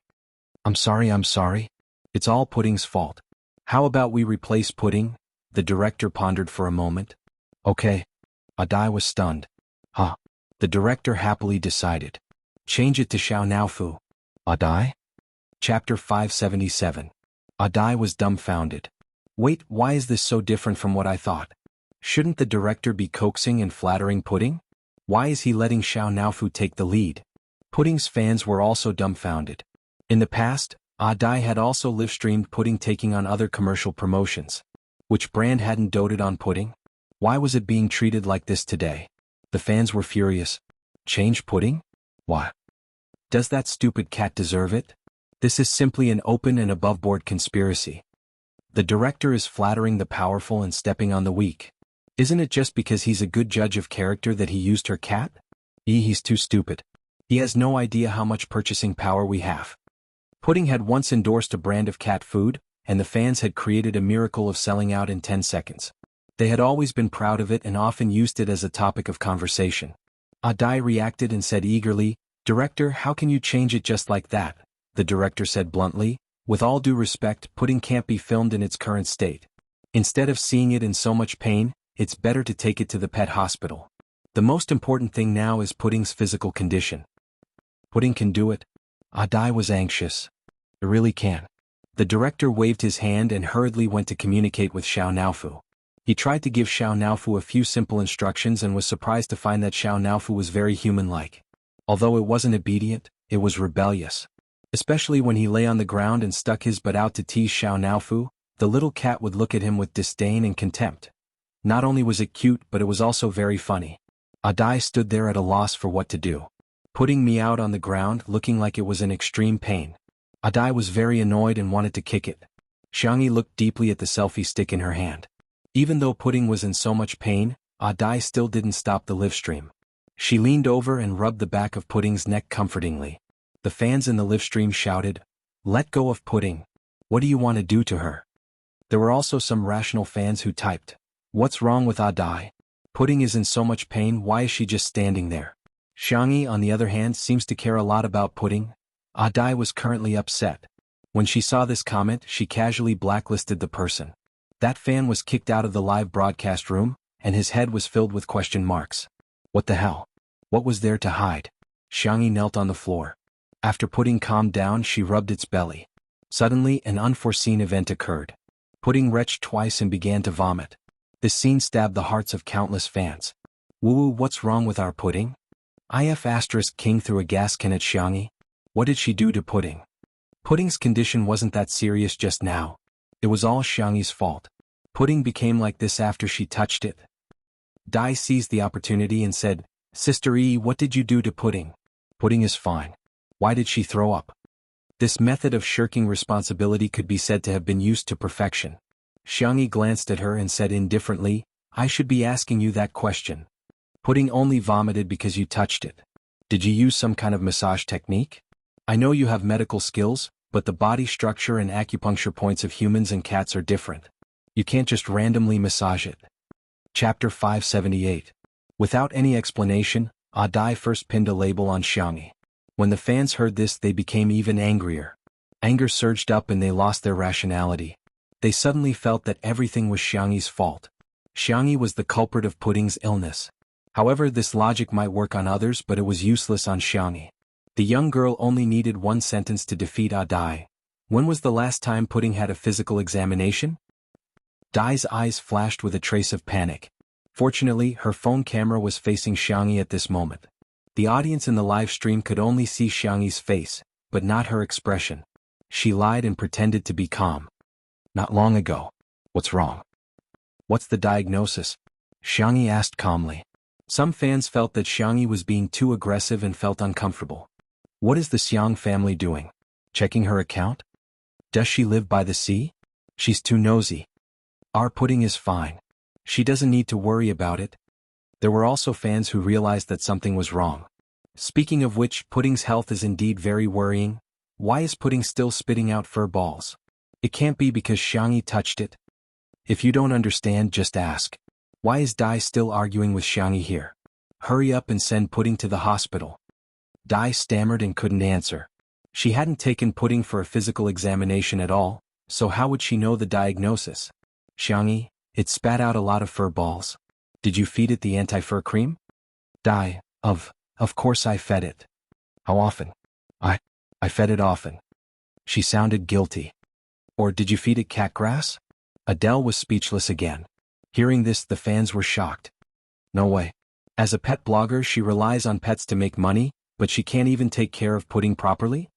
Hearing this, the advertising director frowned. Xianxia continued to ask, do you know how much Pudding eats? How many grams of cat food and canned snacks? How could Dai answer? She usually fed her casually. In order to maintain Pudding's unique body shape, which was different from other internet celebrity cats, she often fed Pudding a lot of food. If Pudding didn't eat it, she would add catmint or other cat snacks to make Pudding eat as much as possible. Dai flew into a rage out of humiliation. Xianxia, is this the main point? Don't avoid the important and dwell on the trivial. It's because of your Pudding that... Are you a primary school student? Xianxia calmly interrupted her. The more carefree the young girl was, the more it made Dai look like a shrew. Let me touch Pudding. Will there be fur balls in its stomach? If I touch the Pudding, will it spit out so much undigested meat? If I touch the Pudding, will it not be able to tolerate the frequent catmint stimulation? Anan was dumbfounded. Sister E, what are you talking about? Undigested catmint stimulation. It's very simple. It's because Pudding ate more food than it could bear, and it didn't properly replenish the anti-fur ingredients. As for the catmint stimulation, you have to ask Miss Dai. Why do you use catmint sachets on your body? The most secret corner of Dai's heart was poked, and she said, what nonsense are you talking about? I didn't do those things you said. Xianxia said lightly, my sense of smell is barely okay. If you have a clear conscience, do you dare to take out the things in your coat pocket? Chapter 579. There was complete silence at the scene. Dai's entire body trembled. She could not believe that the secret she had been keeping all this while had been seen through. Pudding was very sticky to her, but it was just a normal stickiness that didn't achieve the effect she wanted. Hence, Dai had always been wearing a catmint sachet on her. Catmint was like opium poppies to humans, and it had a fatal attraction to cats. With the stimulation of catmint, Pudding would kiss and rub against her at a level that exceeded that of a normal cat. From the visual effect, it would give people the illusion that Pudding was super clingy, especially to her. She defended herself. How could I wear that kind of thing? I don't know what you're talking about. However, this explanation sounded extremely weak. The live stream was in an uproar. Catmint sachet? Xianxia is slandering her, right? Why would Dai wear that kind of thing? So what if she did? Many cat toys put catmint in them too. No. Putting the dosage aside, it's just cheating to talk about toxicity. For example, the catmint in a cat toy is a sip of Coke, but if her sachet is a liter of white wine, it's terrifying. Dai, if you have a clear conscience, why don't you just take out what's in your jacket and show it to everyone? You can even give Xianxia a slap in the face. I believe that the truth is clear and there's no need to argue. Seeing the comments in the live stream, Dai suddenly came to her senses. She suddenly regretted turning on the live stream. If she hadn't, she could still cover it up. But now, her fans were all clamoring to see what was in her pocket. If she took it out, wouldn't she be exposed? It's a groundless accusation, why should I cooperate with you? Dai picked up Pudding in an attempt to cover it up. Forget it, I can just hide. I'll leave now. I don't want the liquidated damages either. It won't affect your filming. She said it in a dignified manner, as if Xianxia and the others were forcing her to leave. She didn't expect the director to directly undermine her. Miss Dai, we didn't sign a business cooperation contract at all, so how can there be liquidated damages? Please be careful with your words. After being in the entertainment industry for so many years, who wasn't a shrewd person? If it were any other time, the director would not have taken the lead. But he really liked cats and he couldn't stand seeing Pudding being treated like this. Moreover, with his position, he didn't care about a little Dai. It was normal for him to act up once in a while. As soon as he said that, there was another uproar in the live streaming channel. After all, Dai had been bragging about Pudding's endorsement for a long time. Recently, Pudding's value had increased a lot. So, Pudding's commercial this time wasn't a commercial collaboration? So what? Working for free? She didn't know that Dai had specifically asked for free in exchange for this shoot. She wanted to use this shoot to raise Pudding's value and make more money. Dai was a little embarrassed and tried to use Lotus words to resolve the predicament. If you want to put it that way, I can't do anything about it. The director didn't fall for her trick. He laughed and said, then take out the contract. I don't like people beating around the bush with me. She had never signed it before, so where did this contract come from? While Dai was speechless, Pudding, stimulated by the catmint on her body, reached out its claws in a frenzy and tore open Dai's jacket pocket. A small sachet fell out in an instant. Chapter 580. Boom, it was as if a thunderbolt had exploded in her mind. Dai wanted to pick it up, but the director was one step ahead of her and picked it up. Dai screamed, "Give it back to me. That's mine." The director sniffed it and his face changed drastically. The smell of catmint was too strong. No wonder Pudding had such a big reaction. Don't use this kind of thing, Xianxia said calmly. It's bad for the cat's health. Dai turned a deaf ear and snatched the sachet from the director, accidentally tripping Pudding. She cursed under her breath, completely ignoring Pudding, who was still anxiously meowing in a low voice. Realizing something, she hurriedly turned off the live stream on her phone. However, it was too late. Although the camera was shaking, the audience still saw everything that had just happened. How could Dai treat Pudding like this? The angry audience bombarded Dai's Weibo with comments. Kind reminder, respond as soon as possible with a smile. What's with the sachet? What's with the feeding? What's with the physical examination? Pudding is sick but you still kicked it? I'm a little doubtful. Do you really treat Pudding as your family? Seeing that the matter had been exposed, Dai was at a loss and her first reaction was to run away. Not only did she run away, she didn't even bring Pudding with her. Subconsciously, she felt that the cat had lost its value once it was sick, so she abandoned it directly. This behavior made the staff on the set speechless. How could she abandon her pet so easily? What kind of person is she? I used to send Pudding gifts often. I thought she could take good care of Pudding with money, but I didn't expect. Sigh. Everyone was talking about it. The director also felt unwell, but work was more important. He instructed someone to take Pudding to the nearest pet hospital and then continued with the shoot. The script of this commercial was very simple. Xianxia, who was staying at home, first stroked the cat for a while, then took the snail noodles to the open kitchen to cook.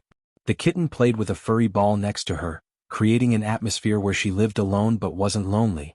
The shoot went smoother than the director had expected. Xianxia's cooking was simply like a beautiful art. Even if it was a semi-finished rice snail powder, it was like a Manchu Han imperial feast in her hands. Boiling the powder, draining the water, adding the ingredients. Every frame was unbelievably beautiful. What was even more surprising was Xiaonaofu's performance. The kitten was soft and full of energy. The best part was that it was perfect in front of the camera. The director was so excited that he turned into a cat fan behind the screen.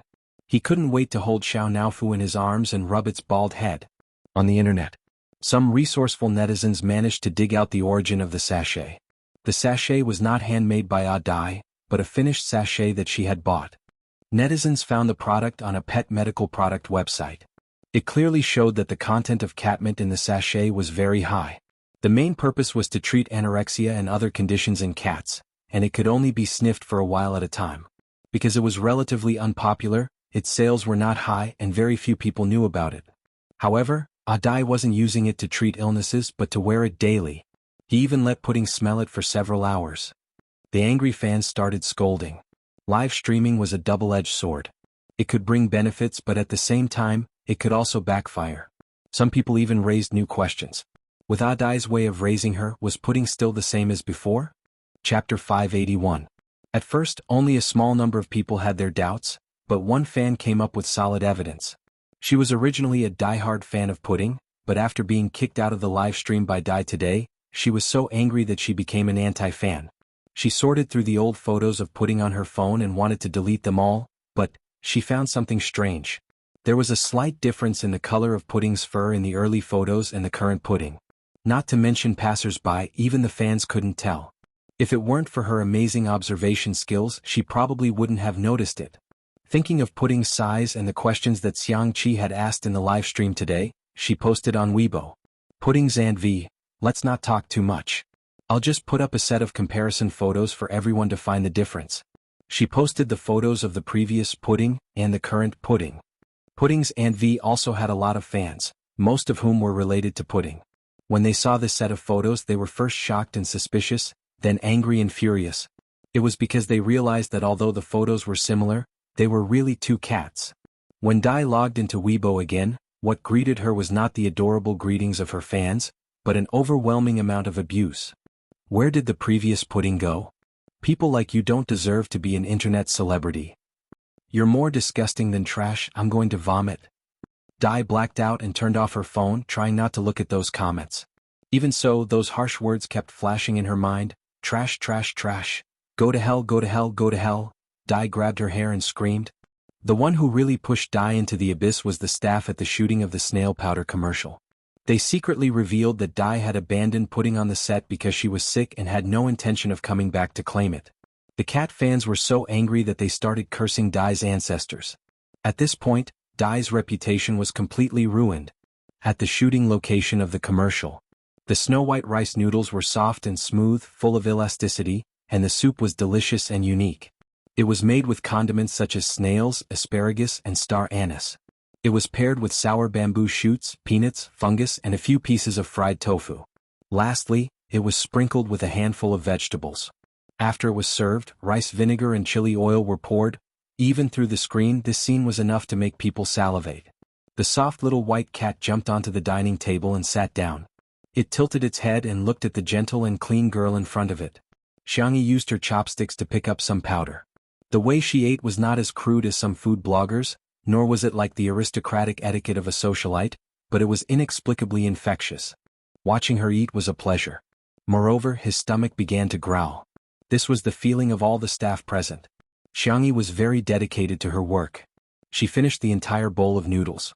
Her cherry lips were dyed red from the spiciness, and her clear doe eyes were watery. When she looked up at the camera, she smiled faintly. She was extremely beautiful. At first, Xianxia complained that the food she ate was smelly, but it endured the humiliation and thought, for the sake of this stupid woman's money, this hoo-hoo will work hard to cooperate with her. However, as it looked at the soup, it really wanted to taste it, so it plunged into the soup that Xianxia had left over. The bowl was too big and it was too small. With a plop, the little kitten fell into the soup bowl. Its white fur was stained and it looked confused. This accident made the director let out a fierce roar. "You're so cute." Chapter 582. The crew on set desperately tried to stifle their laughter and pinched their thighs fiercely. Xianxia couldn't help but laugh. She quickly scooped the kitten out of the bowl and wiped it with a wet towel. "I'll make do for now, I'll give you a bath when we get back." After all, Xianxia loved cleanliness. Xianxia secretly licked its paws, which were stained with the taste of the snail powder soup. When it tasted this unique and magical texture, the kitten's icy blue eyes instantly widened to their widest circle. Meow. How could there be food in this world that was more delicious than the prawns cooked by this stupid woman? Xianxia's reaction was completely recorded by the camera. In addition to calling it cute, the director was also very excited. Filming pets was a very difficult thing in itself, and all kinds of accidents could happen. For example, the pet didn't cooperate, or the pet's acting skills weren't up to par. Xianxia's reaction was unexpected. But it was an unexpected surprise. Xianxia's part of the shoot had already ended. He asked someone to take a few more shots of Xianxia, but the director roughly cut the material and sent it to the brand's father. Within a few minutes, the brand's father sent a WeChat message. "More money. I want more money." "Huh? What did you say? More money?" Xianxia, who had just removed her makeup, looked at Anand blankly. Anand chuckled. "Yes, I've heard of deductions, but it's really rare to see extra money. And they even doubled it." "Why?" "The extra money is for Xianxia. The brand's father is very satisfied with its performance." Xianxia was stunned at first, then she burst into laughter and pinched Xianxia's face. "Wow, our Xianxia is so amazing, it can even earn money through its own labor." Xianxia's eyes lit up when it heard that it could also earn money. While Anand went to get the car, it rubbed its little head against Xianxia and gestured with its little paws to the shape of the tablet. Xianxia was helpless. "You've been playing with the tablet a little too much recently, you're simply an internet addict." Xianxia, Meow meow meow. Okay, I'll let you play when we get back. Xiaonaofu was overjoyed. It wanted to go online. It wanted to buy a large cart of snail powder. From now on, it wanted to eat that delicious food every day. Eating 2 packets for a single meal. If I can't finish it, I'll just share some with little Shiji. The suddenly rich Xiaonaofu didn't even bother to sleep as it squatted valiantly in the back of the car, looking like a primary school student who had accidentally won the lottery. The manner. Xiaonaofu was the first to jump out of the car and clattered to the tablet. Its little paws skillfully unlocked the screen, and as it searched for snail powder to place an order, it suddenly realized something. It was so quiet. The little cat looked left and right. After waiting for a long time, it still didn't see that familiar figure. Where was that dog? Could it be that the devil Shui had used it to make dog meat hot pot? The young best actor was reading a book in front of the floor-to-ceiling window. His long legs were slightly bent and he looked focused and charming. Xiaonaofu pounced over and bit his trousers. Don't mess around. The man's voice was low and magnetic. Meow meow meow. Dog, return little Shiji to me. Seemingly sensing Xiaonaofu's abnormality, Shui looked down and stared at its dirty fur. She frowned slightly and picked up the little cat with her slender fingers. She gently rubbed the back of its neck twice. Why did you get yourself into such a sorry state? You're ugly and smelly. No one would want you for hot pot. Xiaonaofu. Damn it, let's perish together. Chapter 583. The white and soft kitten was so angry that it wanted to bite someone, but Shui easily grabbed the back of its neck. It was suspended in midair and could only flap its paws helplessly. Meow meow meow. The more Xiaonaofu thought about it, the more aggrieved it felt. Tears welled up in its eyes and fell with a thud. As soon as it cried, Shui froze for a few seconds before letting go of the shackles and stroking the kitten's head gently. Why are you crying, kitten? Xiaonaofu made a vomiting expression, but it still couldn't stop its tears from falling. Shui sighed, feeling a headache coming on. Apart from Xianxia, he had never been good at coaxing other creatures to cry. After thinking about it, he threatened with a sullen face, "If you cry again, I'll kiss you." That sentence was more effective than any comfort. Xiaonaofu forced its tears back, but it looked even more aggrieved. It looked in the direction of the cat villa where the mutt would usually sleep, but now the fluffy nest was empty. It was as if little Shiji had never existed. Shui followed its line of sight and understood what was going on. Xiangfeng has been free recently, so he brought little Shiji home to raise it. Don't worry, although he's a little unreliable, he still dotes on cats and dogs. Speaking of which, he was the one who picked up Xiaonaofu. Turns out that mutt wasn't caught and eaten. Xiaonaofu heaved a sigh of relief.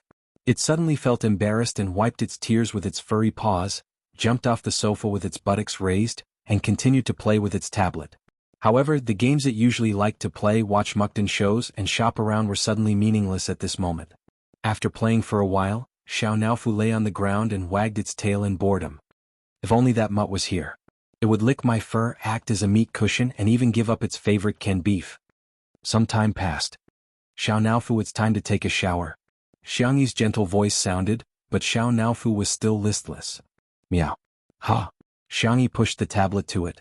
Ever since Xiaonaofu learned how to type, communication between the two had become much easier. Xiaonaofu pressed the screen with its paws and asked, "When will little Shiji come back?" "That might not necessarily be the case. Why don't I send you to little uncle's house to stay for a few days?" Xiaonaofu shook his head solemnly and typed, "If this Hu leaves, who will protect you, stupid woman?" Seeing this, Xiangyi's heart warmed. She hugged Xiaonaofu and kissed it several times. "Xiaonaofu, why are you so cute?" "Meow." "Don't use cute to describe this Hu, use fierce, okay?" Xiangyi was amused by its serious look. She lowered her head and sent a message to her uncle. Evening. The live stream started. Xiaonaofu squatted on the steps, gazing at the setting sun with melancholy. Looking out of the floor-to-ceiling window in the living room, he could only see a small round head with 2 drooping ears. She looked very listless. Li Jianghu specially found a camera position to film it, and the fans in the live broadcast room were all melted by its cuteness. "From today onwards, I'm a cat fan. I'm going to bite such a cute kitten. Adorable, brainless. Happy, brainless. Until, woof, woof woof." When it heard the familiar bark, Xiaonaofu's ears immediately stood up. At the door, little Shiji was running towards it merrily. In the next second, Xiaonaofu jumped down the steps and ran towards little Shiji. Chapter 584. The sunset glow was gorgeous and magnificent. The cat and the dog ran in both directions. Many viewers couldn't help but smile in front of the screen. This is so cute. The two short legs are running towards each other. It's so touching. I actually cried watching this. It's so beautiful. Everything is soft and peaceful. Whoosh! The little cat and the Shiba Inu met successfully. Woof. Meow. Woof woof. Meow meow. The cat and the dog barked at each other a few times, after which little Shiji excitedly pounced on Xiao Naofu and kissed it while licking its fur. Meow meow. Xiao Naofu protested twice, but soon narrowed its cat eyes in comfort. Its whiskers trembled and a low purr overflowed from its throat. In the living room, Xianxia and Shui were drinking tea and reading a book. Upon sight of this scene, the two looked at each other and chuckled silently.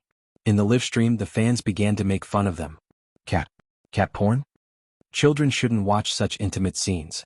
Otherwise, yellow horns will grow on their heads. Xiao Beanbag.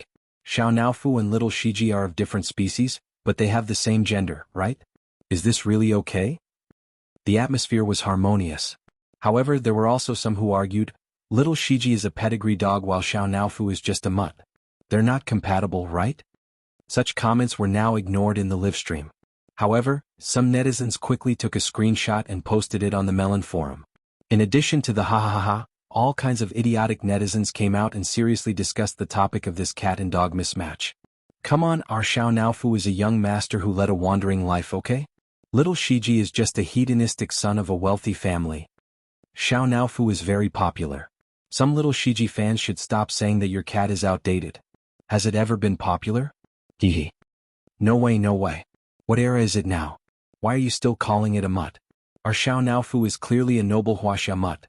You may think it's a mutt, but we don't think it's a mutt. All of a sudden, the drama queens went online and began arguing on the internet. Meanwhile, the company behind Adai did not give up. Although the account could be refurbished and the person could be changed, they still decided to squeeze the last bit of value out of Adai's account. At 7:30 p.m., Dai's account posted a long post on Weibo, claiming that Xianxia was using her popularity to bully others, and that she had made Xiao Naofu replace putting in the commercial.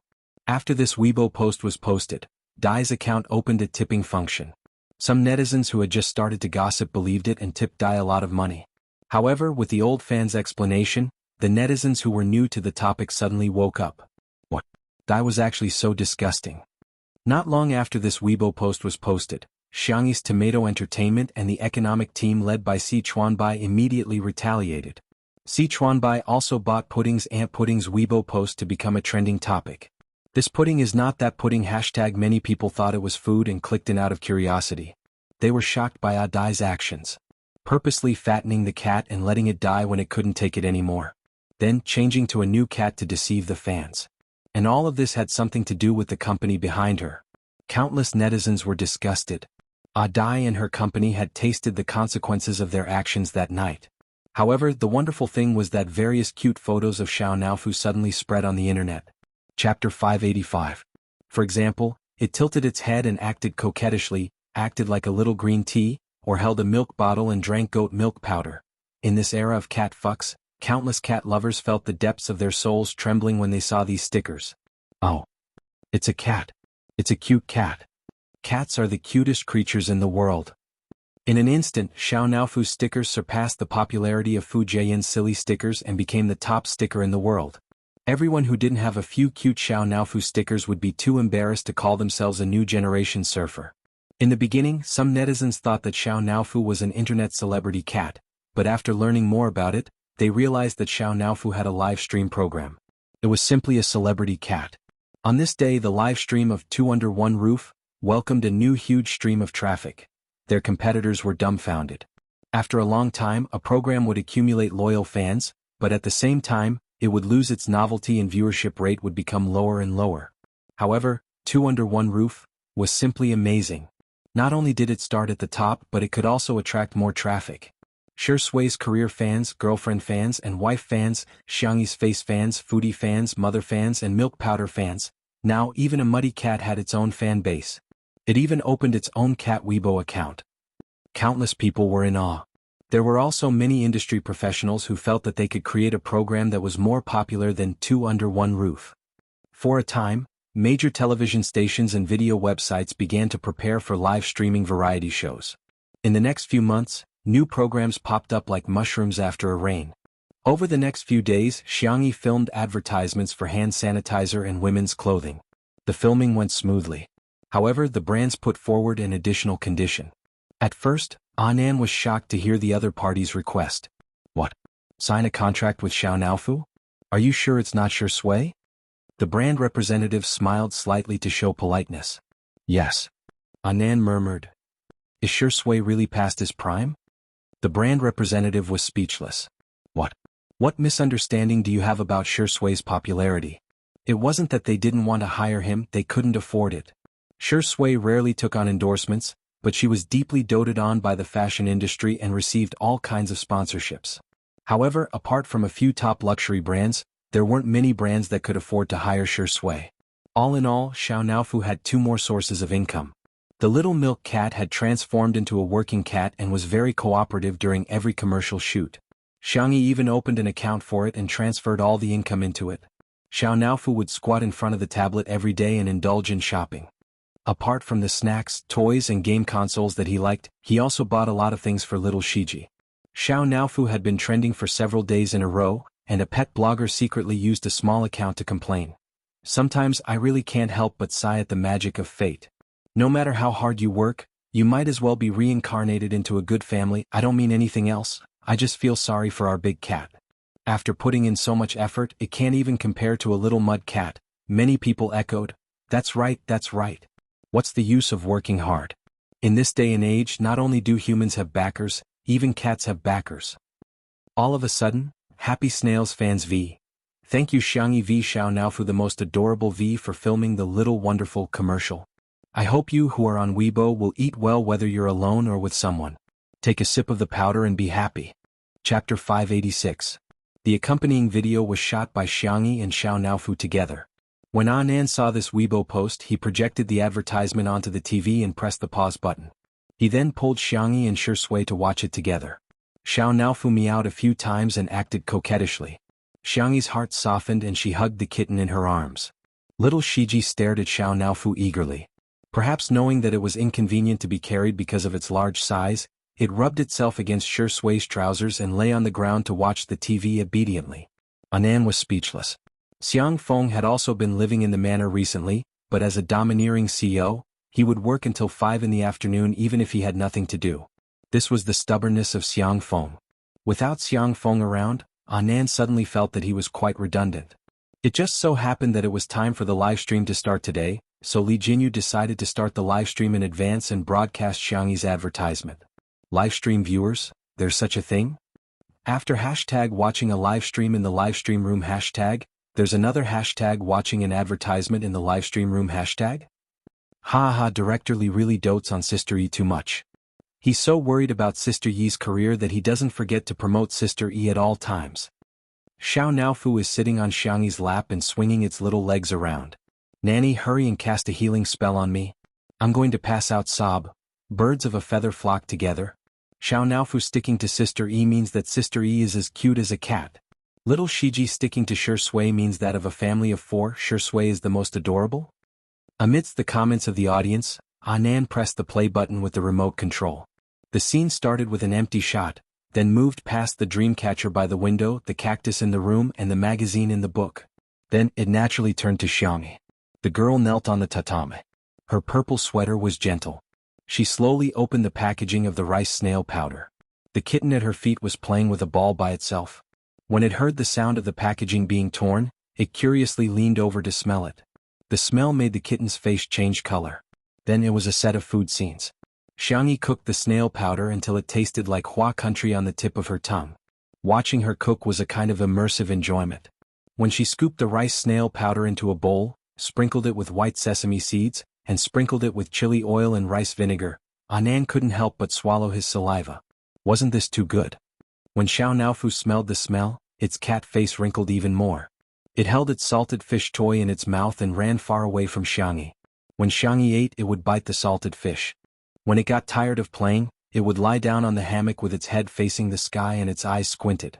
It would then snore comfortably. Xianxia ate the rice noodles while Xiaonaofu snored contentedly.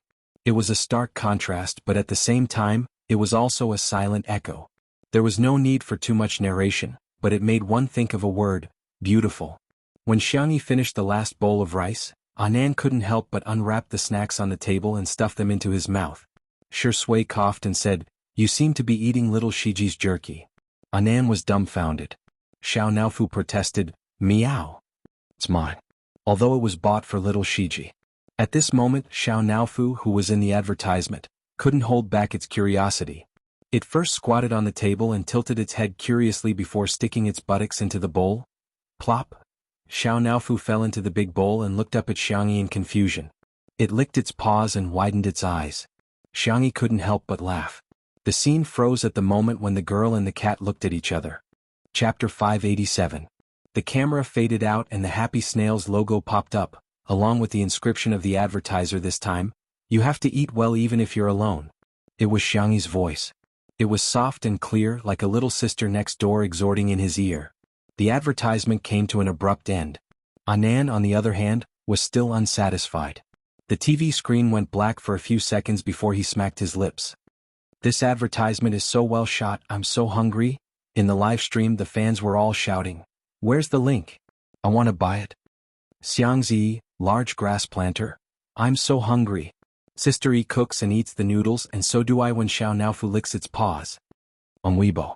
The comments section of the Happy Snails fans' official Weibo account exploded, and the number of comments was increasing rapidly. "Haha, who can buy that little stock? Increase the stock. Are you there? I have a friend who has a terminal illness and wants to eat a bowl of your snail noodles before she dies. Can you ship it to me as soon as possible?" Damn, which smart little guy in your company thought of getting Sister E to be the spokesperson? Even my grandmother, who's in her 60s, told me to buy her some snail noodles. +1, all the aunties in my family said that they want to support Sister Yi's work and have already reserved a box each. So the question is, where am I going to buy so much for them? Smile, smile. The headquarters of the Happy Snails fans was in a mess. In addition to the snail noodles that were selling well, even the sales of hot and sour noodles and chicken soup noodles, which usually didn't sell that well, had soared. The offline distributors kept calling to place orders, and the landline in the office kept ringing. The senior executives were both happy and worried. Considering Xiangxi's popularity, they had already taken measures to deal with it. They didn't expect that they had still underestimated Xiangxi's ability to sell goods. After some discussion, the senior executives combined the factory's production volume and daily sales volume, and put up a link to the pre-sale of 100,000 packets. The link had only been up for a second. It was taken off the shelves. Everyone was speechless. It was sold out just like that. Everyone refused to believe it and asked the technician to put up a link to the pre-sale of 200,000 packets. Whoosh, 1 second. It was taken off the shelves again. Everyone. The executives were all thumping their chests and stamping their feet. In the past, when they looked for celebrities to endorse their products, they were worried that they would not be able to make money from it. But now what they were worried about was that Xiangxi's ability to promote products was too strong. Their production capacity couldn't keep up. The feeling of not being able to earn money when it was right in front of his eyes was too unbearable. The upper echelons of the very Happy Snail fans fell into sweet trouble. Meanwhile, eating well for all 3 meals also followed the example of 2 under 1 roof and started a live stream. They didn't limit themselves to Xiangxi's agricultural products. They had a rich selection of products and even invited the second brother, Hao Han, from the live broadcast room. However, Zhui Yi's reputation had already collapsed, and Jiang Yun thought of herself as noble and virtuous. The two of them were not even familiar with the products, so they could only read the script dryly. Coincidentally, there was also snail powder among the products they were carrying today. Link on 321. After Hao Han shouted at the top of his lungs, he felt that his throat was about to smoke. Today was the most tiring day he had ever been in the live streaming industry.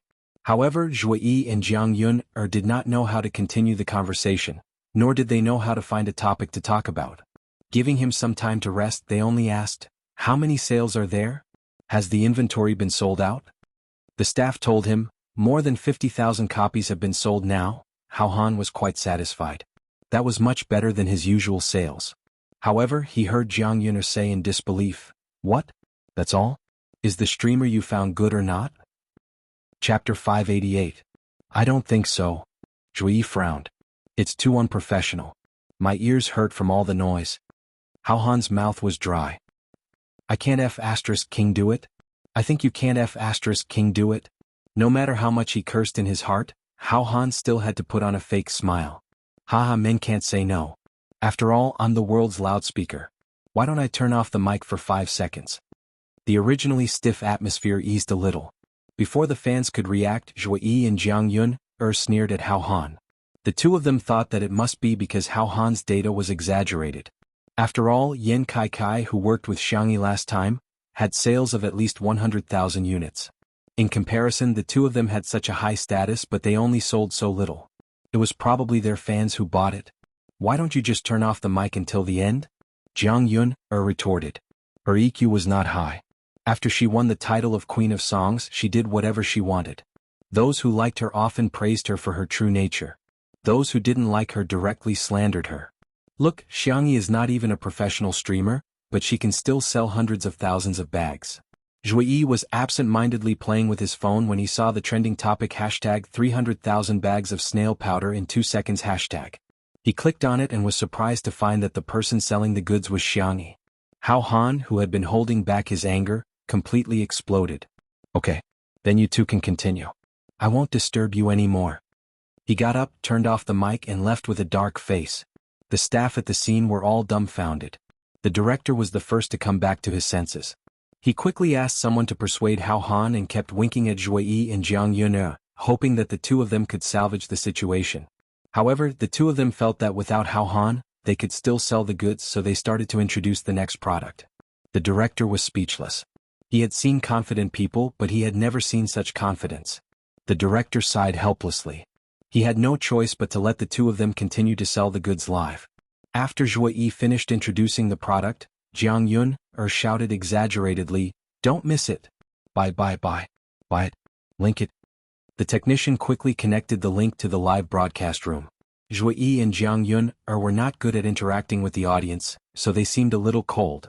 After a few seconds, the two of them couldn't help but be concerned about the sales volume. How much? The staff member looked at them cautiously and stammered, How? Zhuyi asked expectantly, tens of thousands? The product they were promoting this time was a high-end red wine. Its unit price was the highest among the selections tonight. The staff member's scalp went numb. Jianghu had a bad premonition and said a conservative number, a few thousand? Although a few thousand wasn't much, it was still acceptable considering the high price per unit. Unexpectedly, the staff member said cautiously, hundreds of bottles. In fact, the actual sales volume was only slightly more than 100 bottles, and he had even misreported it a little. Zhuyi? Jianghu was speechless. When they heard this number, both of them revealed an incredulous expression. How was this possible? Could it be that the best actor and best singer combined couldn't compare to that extremely noisy streamer? However, online shopping websites now had real-time sales figures. Hashtag Zhuyi and Jianghu's live broadcast flop hashtag quickly became a trending topic.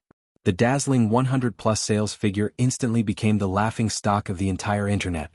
Chapter 589. At first, some netizens thought that the trending topic was a prank. Is this reverse marketing? How is that possible? There must be a few zeros behind 100. Come on, one is an award-winning actor while the other is a pop queen. It's obvious that they can't sell so little. It must be a marketing tactic by the merchants. Yes, kick me if there's a follow-up. Some practical netizens went to verify it and found that the sales figures were real. In other words, although these two were famous, they were really not good at marketing. The netizens were speechless. This is too confusing. Are celebrities not as good at marketing as internet celebrities? I remember Yan Kai also live-streamed this brand of wine. Although it was a little expensive, he sold thousands of bottles at that time. These two have lost their integrity. Ahem, it doesn't seem appropriate to use this word, but 100-plus sales figures are indeed. When Zhuyi and Jianghu's team discovered the trending topic, they hurriedly spent money to remove it. However, it would have been fine if they didn't remove it, but once it was removed, it poked at the netizens' gossipy souls. What did this mean? Zhuyi and Jianghu were guilty. In other words, their live stream had really failed. The number of online discussion posts increased rapidly, and there were also countless fans who were dissatisfied with Zhuyi and Jianghu's attitude. During the live stream, Zhuyi and Jianghu were half-heartedly introducing their products, stuttering and dissing Hao. They edited it and posted it on Weibo. When the netizens saw it, they were instantly delighted. This is awesome. Zhuo Yi and Jiang Yun had never appeared on variety shows before, and they thought that they could do anything because of their high status. However, they didn't expect that the internet was so advanced now and information could spread quickly. It was no longer the era where they could only buy discs and cassettes for songs. Any words and actions of celebrities would be infinitely magnified. The previous livestream was fine as there was a script, and the two of them just had to follow it. Coupled with the fact that they had many loyal fans they could muddle through. However, the marketing livestream was different.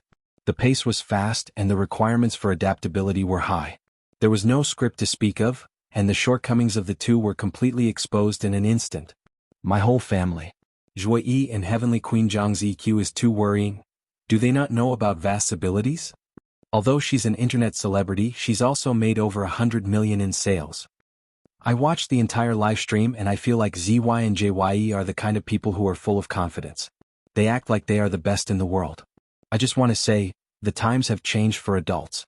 Mockery was everywhere on the internet, giving Zhuo Yi and Jiang Yun's team a headache. What was even more troubling was that there were still many products that had not been introduced in tonight's livestream. It was still fine with Hao Han around. Now that Hao Han was gone, no matter how loud the two amateurs shouted, the effect was minimal. In the resting room, Hao Han looked at the live broadcast on his phone and sneered. Did they really think that live streaming was a competition of who was louder? How laughable. The program crew begged again and again, but Hao Han remained unmoved. He wasn't the one who broke the contract. It was the two people who chased him away. Then let the two of them do a live broadcast. After all, if they lost money, the merchants would definitely not let this matter rest. The most ruthless thing is always capital. Sure enough, after the live broadcast ended, all the scandals about Zhuo Yi and Jiang Yun on the internet were suddenly dug up. Chapter 590. For example, Zhuo Yi had broken Sui's ribs and other people's ribs in the name of filming. For example, Jiang Yun seemed to be aloof from worldly affairs, but she was actually a spoiled brat when she was young. Back then, Zhuo Yi had cheated on his fiancée and married her. The scandal between the two of them caused a huge uproar and the team was extremely busy. Hao Han had long expected this outcome. For tonight's livestream, the merchants had already paid at least hundreds of thousands of yuan, especially the high-end red wine brand.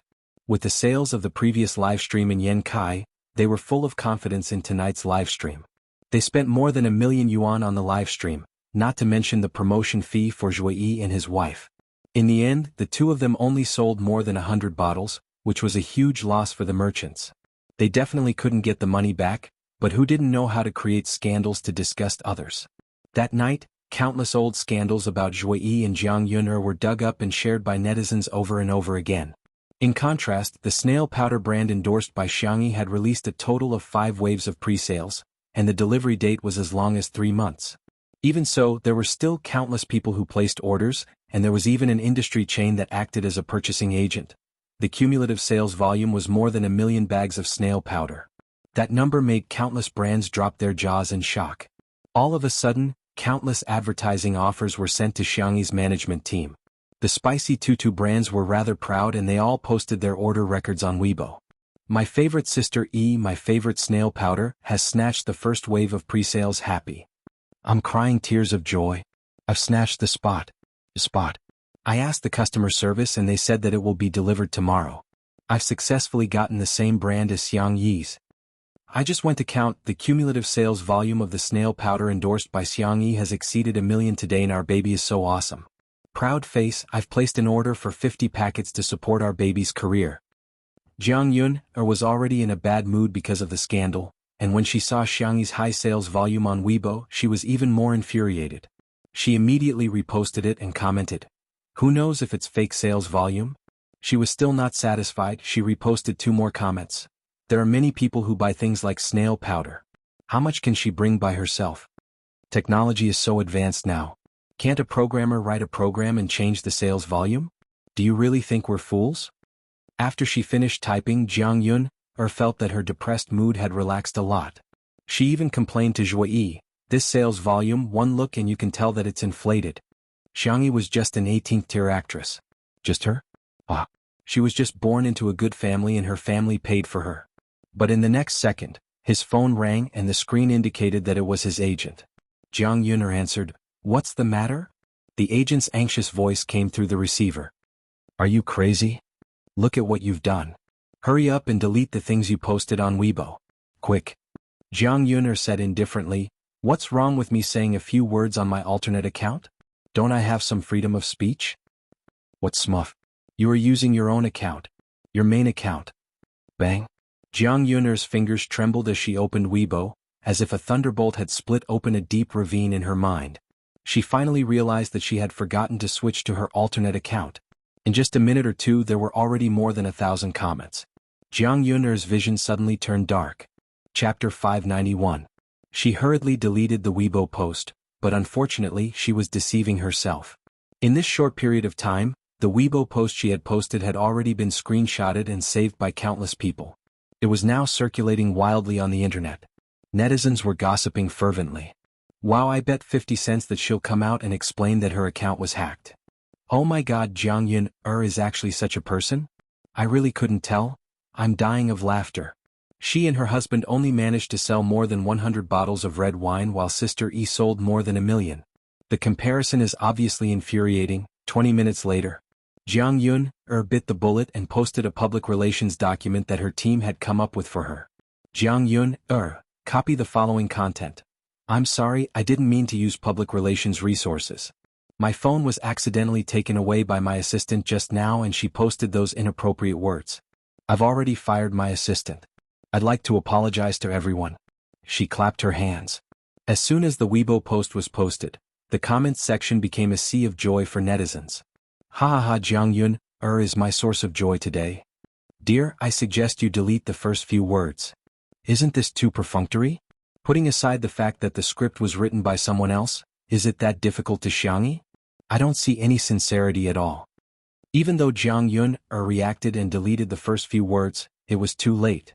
Within a day she had embarrassed herself consecutively and her image in the eyes of the netizens instantly collapsed.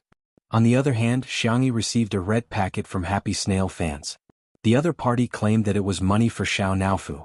Anand got a great shock when he saw the amount. Brands would often send red packets to express their gratitude if they were satisfied with their endorsers. However, it was rare to see someone as generous as Happy Snail fans. However, it's understandable. Anand sighed. This brand is now completely established. The long-term influence of a brand was more important than short-term sales. Xianxia transferred all the money to Xianxia. Xianxia was watching cartoons on his tablet. When he saw the news on the notification board, Xianxia thought to himself, in the future, can I rely on this family to earn money to support that stupid woman and little Shiji? As for that bastard Shui, he was not worthy. At this moment, Xiang Feng's loud voice came from the living room door. Xiaonaofu, little Shiji, I'm back. Did you guys miss me? Mimi, Zuo, come give me a hug. Xiaonaofu glanced at him in disgust, covered its ears with its little paws, and began to pretend to be deaf. Little Shiji rushed towards Xiang Feng's feet and spun around twice in exchange for a canned meat. Xiang Feng thought that he could pet the dog, but as soon as he reached out, little Shiji picked up the canned food with its mouth and left. It then wagged its tail and handed the canned food to Xiaonaofu. Xiang Feng, they were quite affectionate with cats and dogs. Little uncle, you're back. Xiangxia closed the book in her hand, blinked and asked, Are you hungry? Is there anything you want to eat? Xiang Feng touched his stomach and said, I want to eat some garbage. Xiangxia made an okay gesture and said, Arrange it. Xiang Feng followed her into the kitchen and while helping her, he told her about his encounter a few minutes ago. There was an old woman who showed her back and wanted to hitch a ride with me.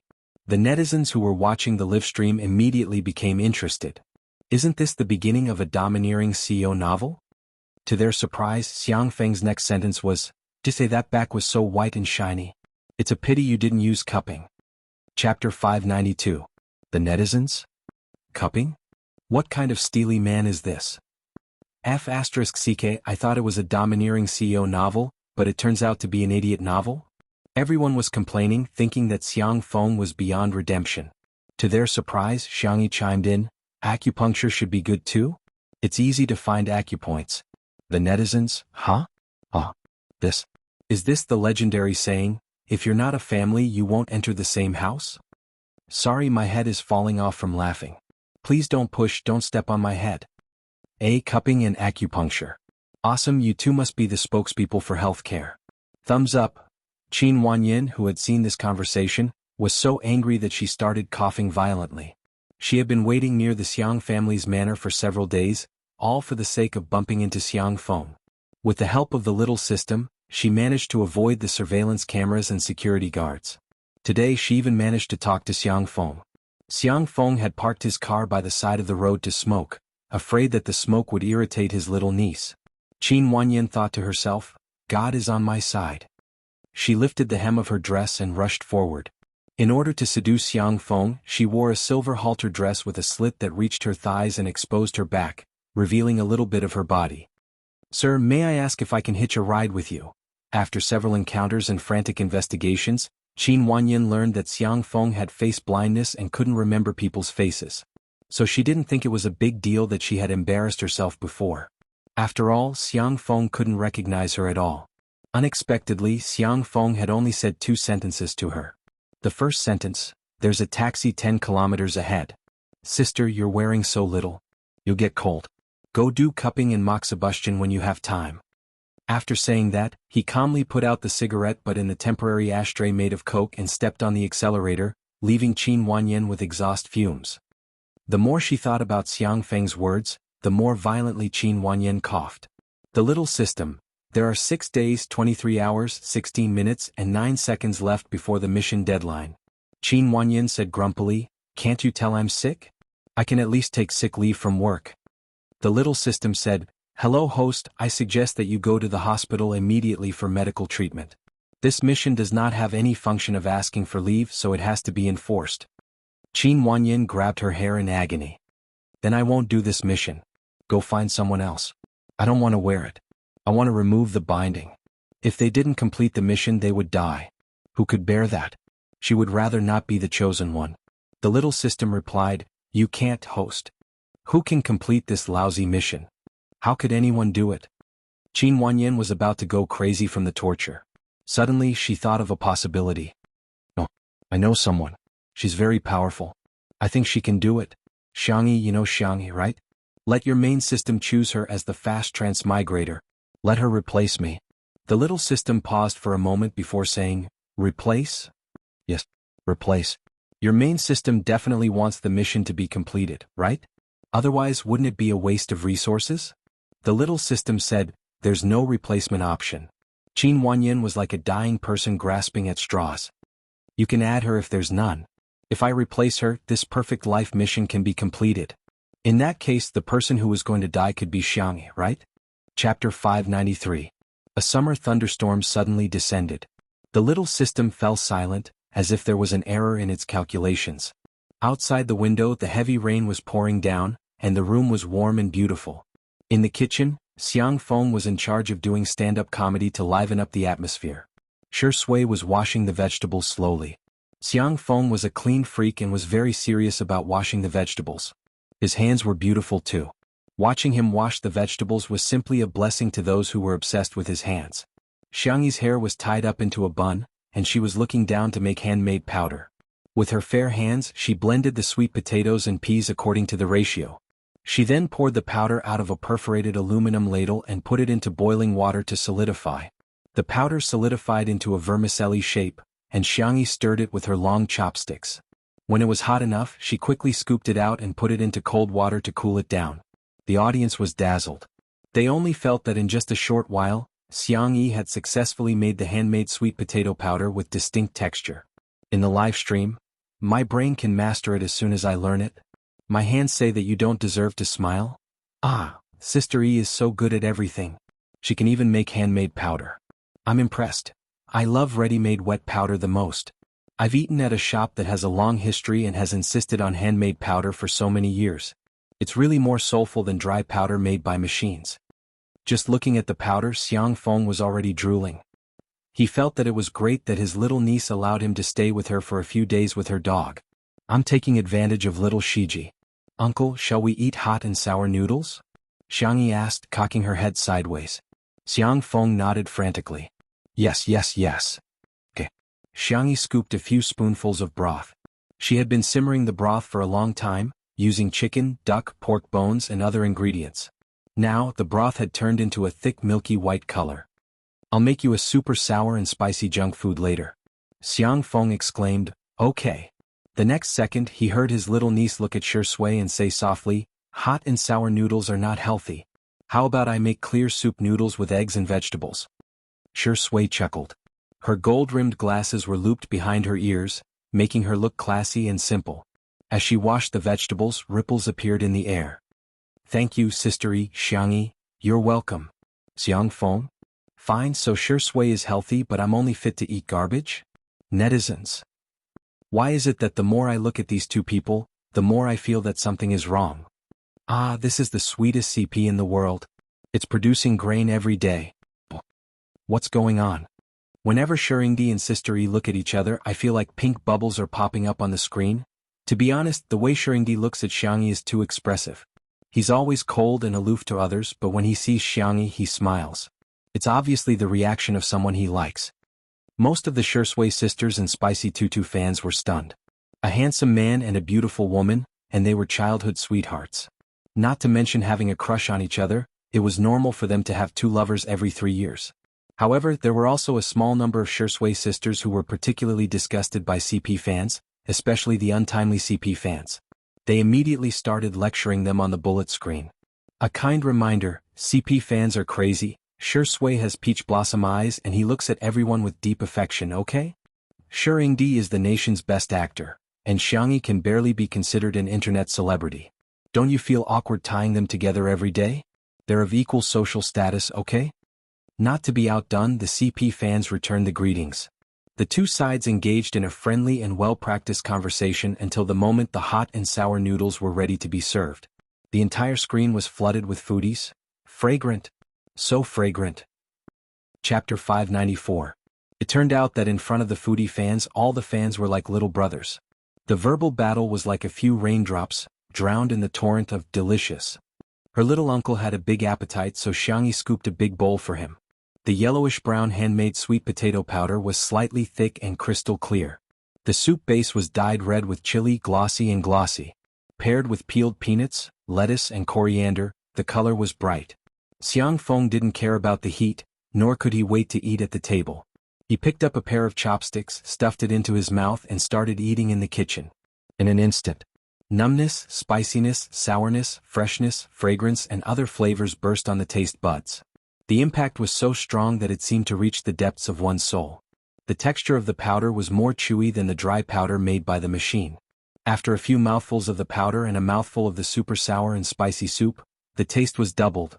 Numb but not bitter, spicy but not dry, fresh but pure, sour but not painful. The taste lingered in the mouth and teeth, and the aftertaste was endless. Xiang Feng praised in a muffled voice, "Delicious, so delicious." Countless viewers in front of the screen were drooling. On the major takeout apps, orders for hot and sour noodles soared. Even the Shui sister and untimely CP, who had just been verbally attacking each other, strangely came to a truce. In the big world, food was the most important thing. She ordered takeout first. The second bowl of noodles was clear soup noodles for Shui. The milky white soup base was paired with sweet potato powder, a soft-boiled egg and a few pieces of green vegetables. It looked light and simple. It's not sour or spicy. Xiangyi looked at Shui. You eat first. Shui, I'll wait for you. Xiangyi couldn't help but be distracted as she cooked her slightly sour and spicy noodles. She and Shui seemed like an old married couple. What would they be like after they got married? Probably similar to now. Treating each other with respect and restraining politeness? Sister-y, the noodles are ready. The man's deep and mellow voice fell into her ears, and Xiangyi suddenly woke up. She was thinking about all kinds of nonsense. It was just a relationship, but she was already imagining their married life. She pretended to be calm and collected the powder, but the tips of her ears were dyed with a touch of crimson. Since they were all family, dinner was more casual. There were a few plates of pickled vegetables and noodles, as well as iced sour plum soup. After eating the canned food, Xiao Naofu and little Shiji huddled together and snored incessantly. The rain did not stop, but the lights were still bright. It was just a simple dinner, but it caused many people to sigh with emotion. This is life. I suddenly get a little insight. The fireworks of the human world is where the heart desires to be. Woo-woo, I really like this daily routine of cooking and eating. Sister Yi's life may seem ordinary, but to me it's like a utopian world. Of course, there was no lack of haters who came to nitpick. Xianxia is getting lazier and lazier. She's not cooking a dish for 3 people? Eating too much kimchi can cause cancer. What's the use of her? I originally thought that it was acceptable for her to be a housewife and serve our shui, but she actually made him wash the vegetables. There's a hierarchy between people. It's really no big deal to become popular through variety shows. This kind of popularity has no foundation and is no different from an internet celebrity. No matter how popular an internet celebrity is, can she be better than a celebrity? Just like social classes, there's a wall. Xiaohai liked watching live streams and being a keyboard warrior. Tonight, as usual, he criticized Xianxia and then scratched his feet in satisfaction. However, his mother knocked on the door. Son, hurry and accompany me to the supermarket. The hand sanitizer endorsed by Xianxia has arrived. Xiaohai was dumbfounded. Chapter 595. What the hell? Little Hai was shocked and muttered to himself, how does my mom know about Xianxia? Little Hai's mother was impatient and directly opened the door, shouting, hurry up. Mom just saw the advertisement on TV. I want all the fragrances of oh boy. If you're late, you won't be able to get it. Your Auntie Sue and Auntie Yang went to get it. Mom, you're talking about all the purchases, right? Little Hai took a long time to understand his mother's plastic English. He reluctantly put on his coat. It's just a hand sanitizer. What's there to fight for? Can this stuff be sold out? Anyway, when he passed by the daily necessities section of the supermarket, he never saw any shelves empty. However, when Little Hai accompanied his mother to the supermarket, he realized that he was really too young. The supermarket was packed with people. It was comparable to the flow of people during the Chinese New Year. Little Hai noticed that most of them were aunties. Other than his mother, there were also grannies. Everyone was fighting for the hand sanitizer. The supermarket even arranged for staff to hold loudspeakers to maintain order. Everyone, please line up to buy. The hand sanitizer is limited to 5 bottles per person. Hey big sister, if you move back a little, you can't cut the line.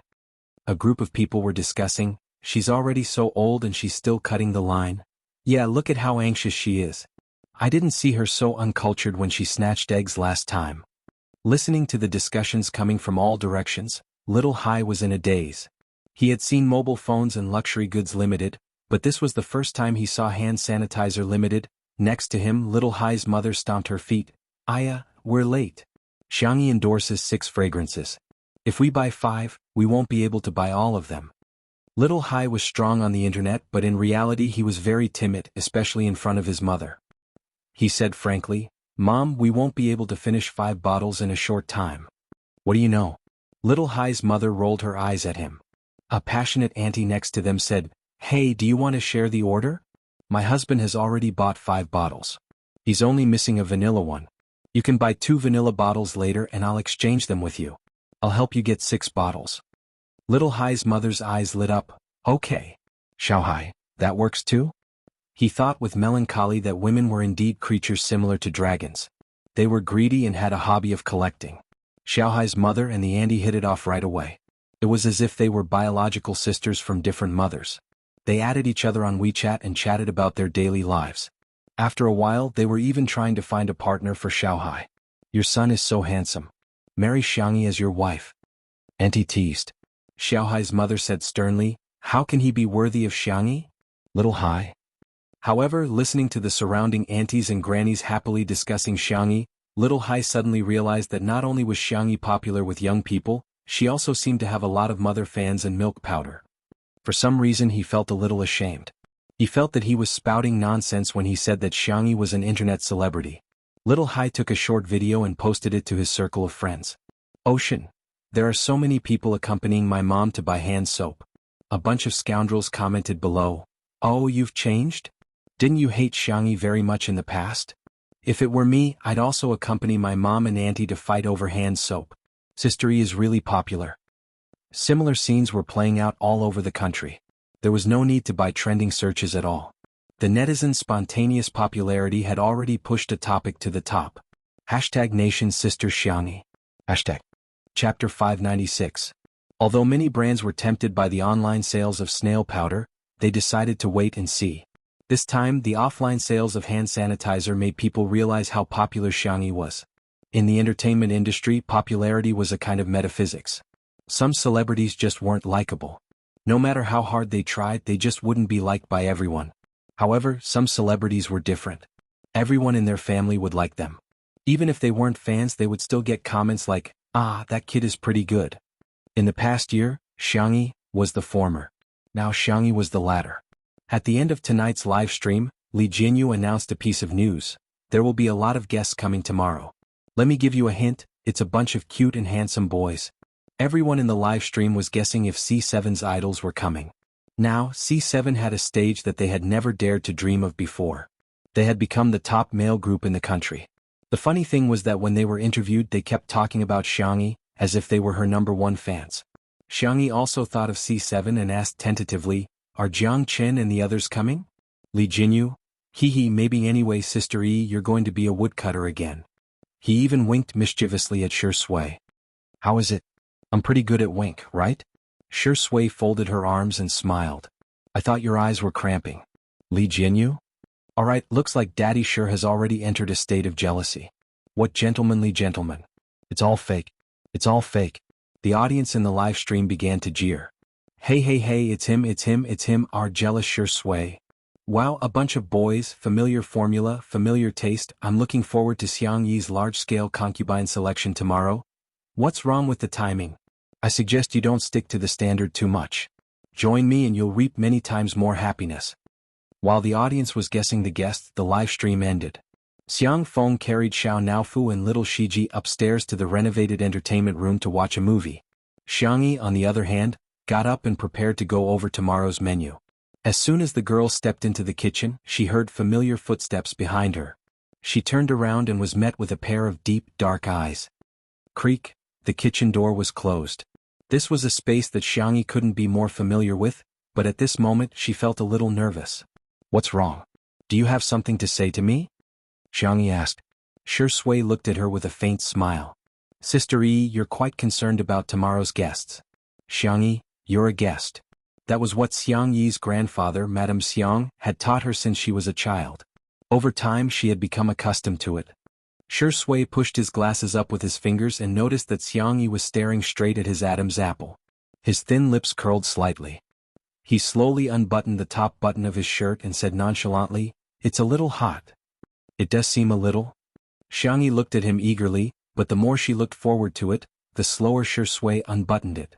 After much difficulty, he finally unbuttoned one button, revealing his fair skin and the rise and fall of his Adam's apple. It was more tempting than if he had unbuttoned all of them. When Shui's fingers landed on the second button, the girl in front of him looked even brighter. Shui suddenly stopped in his tracks. Just as Xiangyi was feeling regretful, she heard him say in a lazy voice, seemingly unintentionally, "My hand hurts. Sister E, can you help me unbutton it?" Chapter 597. Your hand hurts. Xiangyi frowned and grabbed Shui's wrist. "Let me check your pulse." The next second, her milky white and slender wrist was grabbed with a backhand and firmly shackled. His warm thumb rubbed against her slightly protruding wrist bone, evoking a slight itch. In an instant, it was so quiet in the kitchen that she could hear the sound of the refrigerator running. Although Xiangyi was slow, she was not completely clueless. Her ears were burning, but she still pretended to be serious. "Are you lying to me?" "Yes." Shui admitted it openly. His upturned eyes were deep and dark and he smiled gently. "Oh no, sister, he found out." Although he said so, the man did not feel guilty or guilty at all. His other hand played with Xiangyi's hair lazily and casually. He restrained himself, but Xiangyi was embarrassed. The girl's cheeks blushed. "Although you lied to me, but I can help you unbutton. Because I'm a good person." Shui chuckled and leaned slightly. "Then I'll have to trouble you." There was a height difference between the two, but now the distance between them was closer. Xiangyi's fingertips curled slightly, not knowing if it was out of shyness or anticipation. Her soft fingers trembled as she unbuttoned the man in front of her. She tried for a long time but still could not unbutton it. Shui looked up. His dark eyes behind the glasses were deep and beautiful. "It's too difficult," Xiangyi said before he could speak. Shui smiled. "I thought Sister E wanted to take advantage of me." "Xiangyi?" She did not. She stammered. I don't often think about it." "Oh?" Realizing that she had said something wrong, Xiangyi was embarrassed. But when she thought that Shui was her boyfriend, she said confidently, I just think about it occasionally and I haven't put it into practice. She regretted it after saying that. She thought that Shui would be angry. Unexpectedly, Shui was not only not angry but also smiled happily. Why don't we put it into practice now? Ha! His slender fingers held the girl's hand and slowly unbuttoned the second button of his shirt. The man's clean and clear Adam's apple became clearer. His collarbone was also very good. His pale skin unexpectedly had a youthful look. But it was very sexy. Xianxia unconsciously forgot to blink. Shui was not in a hurry to speak. Instead, he picked up the glass of water on the counter beside him and took a sip. As he drank, his Adam's apple moved up and down, which was particularly obvious. His unbuttoned white shirt revealed his usual gentle and abstinent temperament. Xianxia felt that she could not hold it in any more. Her hands were very itchy. She slowly moved to Shui's side. Boyfriend. Yes, girlfriend. Can I put it into practice more? The man's hand holding the glass tightened silently. After a while, he put down the glass and put his fingers on the back of the girl's neck. He gently rubbed it like a cat and asked calmly, "How do you want to do it?" Xianxia was a little embarrassed. Just, she looked up. Her eyes were amazingly bright as if a star had fallen. Shui made eye contact with her and waited quietly for her answer, although he was not as calm as he appeared to be. The girl raised a finger and spoke in a soft voice, as if she was acting coquettish. Can I touch it? Chapter 598. Outside the window, the sound of the rain gradually weakened. There was a gentle light in the room. It was like a slow-motion scene in a movie. The light and shadow were flickering frame by frame. Ambiguity mixed in the air, like ice cubes colliding into cola, sizzling with sweet bubbles. Shui's eyes darkened. Just for a moment? Xianxia emphasized. Really, just for a moment? Her voice gradually lowered. Actually, I've always been curious. How does a guy's Adam's apple feel? Is it similar to tonsils inflammation? So it was just an Adam's apple. Shui leaned against the wall, looking relaxed and lazy. If it's someone else, not even for a moment. If it's Sister E, you can touch as much as you want. Swish. This sentence was so lethal that Xiangxi's ears turned red at a speed visible to the naked eye. However, the little girl had inherited the arrogance of the Xiang family. Even if she was extremely shy, she had to pretend that it didn't matter. She stretched out her index finger and carefully approached Shui. Then, she was extremely nervous and expectant. She poked it lightly and felt it carefully. Seeing her serious expression, Shui couldn't help but chuckle. His Adam's apple trembled slightly. The little girl withdrew her hand and blinked. So it's really different from tonsils inflammation.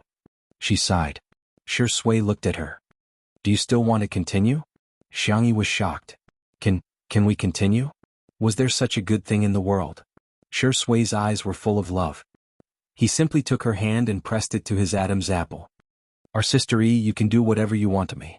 Xianxia said excitedly. Then I want to touch your collarbone. You can, but... He deliberately paused. But what? The little rabbit fell into the trap. I know that there are many important people in Sister Yi's heart. I'm so lucky to occupy a little space in Sister Yi's heart. I'm already very satisfied. It's just that I still don't feel safe. I always feel like I'm not good enough. A certain best actor was like a cup of top-notch Longjing tea before the rain, the fragrance of the tea overflowing. Unfortunately, Xianxia really fell for it. She immediately became anxious. Don't say such things. I won't allow you to think like that. You're clearly very good. Very good. No one can say that you're not good. Not even you can do it. Shui was slightly stunned. She lowered her eyelids to hide the surging emotions in her eyes. Xianxia put her hands on her hips. No matter what, you're not allowed to do that. Do you hear me? Okay, well, listen to Sister E. Xianxia recalled the world of female supremacy that she had almost transmigrated to. The female lead that she had assisted had nothing but pampered and coaxed her husbands. Xianxia felt that she should coax her boyfriend more. Thus, the little girl said with a serious expression, I admit that family is the most important thing in my heart. However, other than family, you are the most important. Although we haven't been together for a long time, the depth of a relationship is not defined by time. She paused and said shyly but firmly, I like you.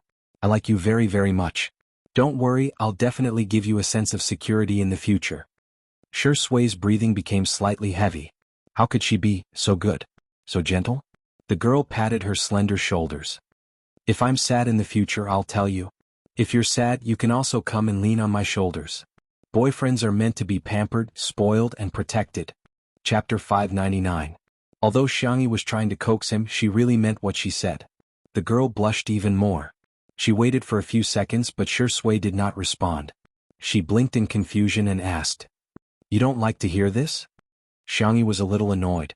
"Then I won't say it again, I like it." He interrupted her firmly. Xianxia was stunned. "I like it very much." Shui coughed and looked away. A bold guess surfaced in Xiangyi's heart. "You're not shy, are you?" Shui didn't answer and instead quietly changed the topic. The man's skill was too high. With just a few words, Xiangyi's attention returned to the menu. "I read the weather forecast. It's going to rain tomorrow and the temperature is low. If there are a lot of people, why don't we have hot pot?" Xiangyi looked through the kitchen utensils. Thanks to her uncle's love of hot pot, she had many pots here, such as a birthday pot, a mandarin duck pot, a 9-palace pot, and so on. Shui said, "Just give him something to eat." "How can I do that? He's a younger brother. He's still young and growing. He has to eat well." Before she finished speaking, a pair of big hands grabbed her waist. The man's palm was hot and his forehead was pressed against hers. "Sister E, I'm jealous." "Do you like your younger brother?" "Sister." Cough. Xiangyi felt all the blood in her body rushing to her head, and she almost choked on her own saliva. Don't call me sister." Shui saw her reaction and raised his eyebrows. "Seems like you really like him, sister." Xiangyi was speechless. "I'm done. I'm really done. Why is it that when others call me sister I don't react at all, but when Shui calls me sister I feel like kissing him and pressing him against the wall?" "Okay, I'll stop teasing you." Shui could not bear to push the girl too far. He patted Xiangyi's back and said, "Breathe out. Don't hold it in." Xiangyi, how did he know that he would hold his breath when he was nervous? Good night." Xiangyi pushed him away and slipped into the bedroom. Even though there were canned food and toys, Xiao Naofu and little Shiji quickly went downstairs to play, probably because Xiang Feng disliked dogs and cats. Seeing Xiangyi, Xiao Naofu chased after her. Little Shiji picked up Xiao Naofu's favorite salted fish toy and followed them. Only Shui was left on the spot. It was cold and cheerless, just like the cat and dog disliked number 2. The next day, early in the morning, a drizzle fell from the sky. Perhaps it was because of the rain, but Xiangyi was still sleeping soundly with Xiao Naofu in her arms even after morning exercise time. The little kitten was lying on her chest, snoring softly. On the ground, little Shiji was sleeping in Xiao Naofu's cat bed with a salted fish toy in his arms. As soon as the live stream started, everyone discovered that Xiangyi did not wake up early today. That was like poking a hornet's nest. The haters arrived one after another. It's already 8 o'clock and Xiangyi still hasn't woken up? Is she a pig? Wasn't Xiangyi quite diligent in the beginning? Now that she's become famous, she's starting to throw her weight around? The guests are coming soon. Isn't she going to get up to cook? Who would marry such a lazy woman? When the Spicy Tutu fans saw these comments, they were about to retort, but Shui appeared on the screen. He was wearing a gray short-sleeved shirt and black trousers, looking especially youthful. He forgot to bring a towel and casually lifted the hem of his short-sleeved shirt to wipe his sweat, revealing his abs. In an instant, the live stream exploded. Chapter 600. Shui, you must be Bodhisattva. Go higher, go higher. I don't lack this bit of traffic. Look at his waist, abs, and Apollo's belt. My Xianxia Shui has such a good figure? The audience only saw Shui's figure, but Li Jinyu saw more through the camera. Why do I feel that Daddy Shu is a little coquettish today? Li Jinyu turned to ask Ruanqing, who was beside him. Ruanqing was wearing a camel-colored coat and looked very elegant. She handed Li Jinyu a cup of hot coffee and said with a smile, "Maybe it's the childish desire of men to compare?" What the hell? Why are we men so childish? How can we compare? Ruanqing played with the card that was given to her by the takeout restaurant. There had been a small promotion at this coffee shop recently where customers would receive a card for ordering coffee. After opening the packaging, each card was different. Many people would order coffee in order to collect a set of cards, such as Li Jinyu and the photographer Old Zhang. She said calmly, "I heard that Old Zhang has already collected 9 cards, one more than you." Li Jinyu said, "What did you say? Damn it, how can I tolerate this? I can't. Come on, order me 2 more cups of coffee. I must surpass him and collect all the cards as soon as possible." Ruanqing smiled without saying anything. Amen. It turned out that although Li Jinyu was a fool, he had good taste. Shui went to take a shower. When he appeared on camera again, he was obviously more exquisite than usual. The pure black satin shirt outlined his tall and slender figure, which was tucked into his trousers a little, making him look lazy and casual. His hair was no longer casually blown or air-dried like before. Instead, it was all tucked behind his forehead and fixed with wax, revealing his handsome and deep facial features. He had changed his glasses into a retro style with a golden chain behind his ears. The light in the room mixed with a gentle glaze on his chiseled face. Originally, he was already attractive enough in casual and home clothes. Today he had dressed up so meticulously that the comment section of the livestream was full of screams. Ascetic Shui is done? His looks are so good this early in the morning. I can't take it anymore. I want to slide on the bridge of my brother's nose. I want to swing on my brother's eyelashes. I want to swim in my brother's collarbone. I want to play hide and seek in his abs. He looked in the direction of Xianxia's room and frowned. The little girl had a very regular schedule and rarely slept in. At this time she should have woken up. Was he sick? Shui was a little worried, so she gently asked the female staff to check the bedroom. As soon as the staff left, there was a commotion outside the door. Sister E, are you home? Sister E, we're here. Sister E, I brought you a present. They were noisy but young and lively. Shui opened the door and was greeted with the sight of 7 or 8 teenagers dressed in black uniforms. There was a double-headed arrow symbol on the left side of their chests, which seemed to be a symbol of logic. When they saw Shui, the teenagers instantly fell silent. They were like primary school students who saw their teacher. They stood at attention unconsciously, and some of them hurriedly adjusted their curled hair. Standing on the far left was Xianxia's fourth brother, Jianghu. The teenager was wearing a cap and looked tired. Good morning, this is Shui, Big Brother Shui. Big Brother Shui, these are my teammates on the team. The audience exclaimed, it's a large-scale concubine selection. She may be late but she won't be absent. Chapter 601. There were a total of 4 official players and 4 substitutes in Team Logic. When they heard that they could come to Xianxia's house today, they all scrambled to come. They were even more enthusiastic about the competition. Xianxia asked, where's my sister? Shui answered, she's still sleeping. Xianxia was dumbfounded. The expression in his eyes changed instantly and he stared at Shui as if he was looking at a beast. Shui raised her eyebrows and couldn't be bothered to explain. She made way for the children to enter. At present, the oldest person in the team was the captain, Wander, who was 22 years old, followed by Xiangyu, who was 21 years old. Most of the other players were between 16 and 20 years old. The esports industry was very realistic and cruel. The professional careers of the players were usually not too long. The usually arrogant and unruly Xianxia in the game were all extremely obedient at this moment. They didn't even dare to eat the fruits that Shui handed them. Xiangyu vaguely heard 2 people whispering to each other. Would Shui poison the fruits? I don't think so. Xiangyu heaved a sigh of relief only to hear the latter half of the sentence hesitantly and cautiously. He wouldn't poison them with a strong poison, would he? It could be said that they were very humble. At this moment, the female staff member from before hurried out of Xianxia's room and said anxiously, why isn't Sister E waking up? Could she have fainted? Shui's expression changed slightly. At this moment, he couldn't care less about the differences between men and women and gentlemanly etiquette. He strode into Xianxia's room. Xiangyu also rushed in. In the bedroom. By the bed, little Shiji raised its front paws and barked while leaning against the edge of the bed. Seeing Shui enter, it rubbed its head against Shui's trousers and whimpered twice. Shui stroked the back of the little Shiba Inu's neck and looked at Xiangxia. The girl was covered with a thin blanket and sleeping soundly. Her breathing was light and even and she didn't seem to be abnormal at all. Sister. Xiangyu panicked and recalled that his sister seemed to have changed into a different person after waking up from a nap a year ago. He immediately broke out in cold sweat. However, she was like a sleeping beauty in a fairy tale. No matter how much Xiangyu shouted or shook her, she didn't react at all. Shui took a deep breath and forced herself to calm down. His eyes locked onto Xiao Naofu in the girl's arms. The little cat also fell into a deep sleep. Its furry tail hooked onto Xiangxia's wrist. The human and the cat seemed to have been cursed. In the living room.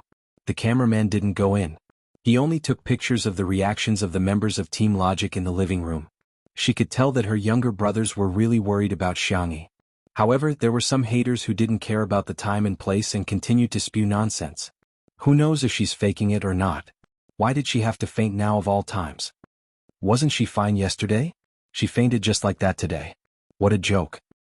Isn't she trying to seduce Xianxia into her bedroom on purpose? If a woman used this trick, she would definitely be called a white lotus. The spicy tutu girls were so angry that they retorted on the spot. Are you blind? Sister, you work so hard every day. Can't you see? Watch your words. Who hasn't felt uncomfortable at times? Celebrities are humans too, okay? Xianxia's legs are on his body. Did he walk in on his own, or did someone put a knife to his neck and make him go in? There were also some fans of the untimely CP who were secretly excited. Candy. It's Candy. At the same time, Xianxia saw a familiar interface in her daze. Hello, I'm system number 1018. I'm at your service. Chapter 602. A question mark slowly appeared on top of Xianxia's head. This was very fascinating. She looked down and saw her almost transparent hands. It was dark all around, with the occasional flickering of silver light, as if they were floating in the vast universe. Beside her, Xianxia was also fascinated. The little cat flapped its little paws in the air, squatted on Xianxia's shoulder, and roared at the system, meow meow meow meow meow. Our stupid woman is almost through, idiot. Number 1018 was equipped with a cat language translator, and was stunned after hearing this. Almost through? Wait a moment, I need to send back to the main system's database to check. There was silence all around. Number 1018 left. Xianxia hugged Xianxia and pinched its little face. Don't be angry, little baby. If you get angry again, you won't be the world's most handsome big tiger anymore. Xianxia's fur exploded in anger. Meow meow. How could there be such a thing? Xianxia had already completed all the fast transmigration missions. How could they rebind her to the system? Although Xianxia was ignorant, it also knew that fast transmigration was actually a very difficult thing. Life and death, mutual deception, and all the people and things that one cared about would eventually become memory fragments. It made one doubt whether one really existed. Xianxia, don't be afraid, maybe there's just a bug somewhere. At the mention of bugs, Xianxia suddenly realized that the world Xianxia was in seemed to be getting more and more abnormal. Logically speaking, there shouldn't be any fast transmigrators in this plane, but there were Ling Yi, Qin Wanyin, and Shi Sui who had a very strange aura. What was going on? It meowed softly and rubbed against Xianxia's arms, feeling a little uneasy. After waiting for a few minutes, number 1018's voice sounded, I'm back, host. After checking, there are no records of your fast transmigration. Xianxia, meow meow meow. How could there be no records? It had clearly been with Xianxia the whole time. Xianxia remained calm. Are you sure? Yes. Xianxia nodded. Okay, I got it. Number 1018 was a little surprised. Although it was only an intern system, it had heard its seniors talk about the reactions of the hosts when they learned that they were about to start transmigrating. Some people were wild with joy, some were incomparably resistant, and some broke down and cursed. But it seemed that no one was as calm as Xianxia. However, number 1018 also brought good news. However, I also found out the identity of this stupid cat. It is indeed the reincarnation of the system. Number 1018 had human-like thoughts and emotions. It could not understand how such a childish system could exist. Was it spoiled by the host? He was so envious. Xianxia? Meow meow meow. Who are you calling stupid? Also, this hoo-hoo is not a cat. No. Show some respect. Number 1018 said bluntly, but according to my scan you are a cat. Xianxia covered Xianxia's ears. I'm not listening. Tortoise chanting. Number 1018. Xianxia whined in a childish voice and pouted, obviously throwing a tantrum. Suddenly, number 1018 said, Host, I have received instructions from the main system. Due to a bug, you can temporarily not transmigrate, but you need to complete the beginner's mission. Ding, please complete the mission for this dimension's male lead, Shi Sui. Requirement, marriage. After completion you will receive a generous reward. Xianxia? What? When did your system have a marriage-urging function? I've been chosen as the lucky goose. I have to get up at 5:30 tomorrow morning to raise the national flag. Nuanyuan should go to bed first. Try to update early tomorrow under Smage's angle. Understood. Good night. Chapter 603. She was silent for a few seconds and caught the main point. She narrowed her beautiful doe eyes and asked, The male lead of this dimension? Host, in fact, your world is a bubble world derived from a book. As the male lead, Shi Sui has the strongest luck in male lead Halo. In layman's terms, he has countless golden fingers. Do you need me to download the content for you? Download. Soon, a book titled Best Actor in the Entertainment Industry appeared in front of Xianxia. This was a standard novel for men. The male lead, Shui, leveled up, honed his acting skills, and finally became the best actor in the entertainment industry. Xianxia flipped through the book. Because Shui in the book was misogynistic, he didn't have any emotional scenes from beginning to end. As for her name, it only briefly appeared in the book. Xiangyu's little niece, a childhood friend, and the little girl next door. Other than that, there was nothing else. Xianxia was in a trance for a moment. So, her world was just a book? Everything that could be called fate was just an understatement by someone else? Was it Jianghu dreaming of a butterfly, or was it a butterfly dreaming of Jianghu? Was everything real? Or was it just a dream? But it was only for a moment. Xianxia calmed down. So what if it was a world in the book? To her, the world was real, her family was real, and Shui was also real. There was no doubt. There was no need to doubt. I understand. Xianxia nodded. Can we go back now? Number 1018 was a little surprised, but he didn't show it. She was actually so determined. He was afraid that the main system wouldn't be able to fool her with the male lead halo of the book world. The official said politely, "Yes, please wait for a moment." The private doctor arrived in time to check on Xianxia. Maybe she's too tired, or maybe it's because of psychological reasons. Judging from her vital signs, she couldn't find anything unusual. Seeing that everyone was so nervous, she suggested, "Why don't we send Miss Xiang to the hospital for a full-body checkup?" As soon as she said that, the girl on the bed, her thick eyelashes fluttered and she slowly opened her eyes. "Sister." Xiangyu half knelt in front of the bed and grabbed her hand. Xianxia coughed twice, her voice a little hoarse. "Brother." The word brother made Xiangyu's heart fall to the ground. Xiangyi's gaze passed him and fell on Shui behind him. The gray satin shirt looked both classy and exquisite. His originally meticulously combed hair was now slightly messy, falling over his deep brow bones. Little Shiji pressed his head against his leg, his eyes full of tears. The man and the dog looked extremely pitiful. Xianxia suddenly felt a lump in her throat. "I'm fine," she said. "It's good that you're okay, it's good that you're okay." Xiangyu was extremely relieved. Xiao Naofu also slowly woke up, cupping Xiangyi's chest and acting coquettishly. Shui picked up the stupid cat. Xiao Naofu flailed its claws in the air in protest. The man asked gently, "Sister E, are you hungry? What do you want to eat? Preserved egg and lean meat porridge with youtiao?" "Shui. Then I'll order takeout for you?" In the next second, the system prompt sounded in her mind, "Ding, please ask Shui to make breakfast for you. You'll receive 100 points after completion." Xianxia closed the mission bar expressionlessly. "Our boyfriend is meant to be pampered, not to be cooked." Number 1018? Why does this host seem a little rebellious? Chapter 604. "But host, this is your mission. Please answer a question for me first. Is the result or the process the most important thing in a mission?" "The result." "Then, no matter what method I use, is it logically feasible to get the same result?" "Yes." "Okay, you can shut up now." Number 1018? "Why is the host so cold? Haha," Xiao Naofu sneered mercilessly. Little trash. Our stupid woman doesn't need a noob system like you." Xianxia didn't hesitate to order number 1018 around. She directly connected Xiao Naofu to the channel and shared the cat language translator function with it. Number 1018, "This hateful stupid cat, how dare it mock me?" In the kitchen. Xianxia changed into a thin apricot-colored sweater with a white half-skirt, looking gentle and soft. She poured porridge that had been simmering for a few hours with a timer function into several casseroles, then added century eggs, lean meat, shiitake mushrooms, shredded ginger, and other ingredients before slowly stirring them with a wooden spoon.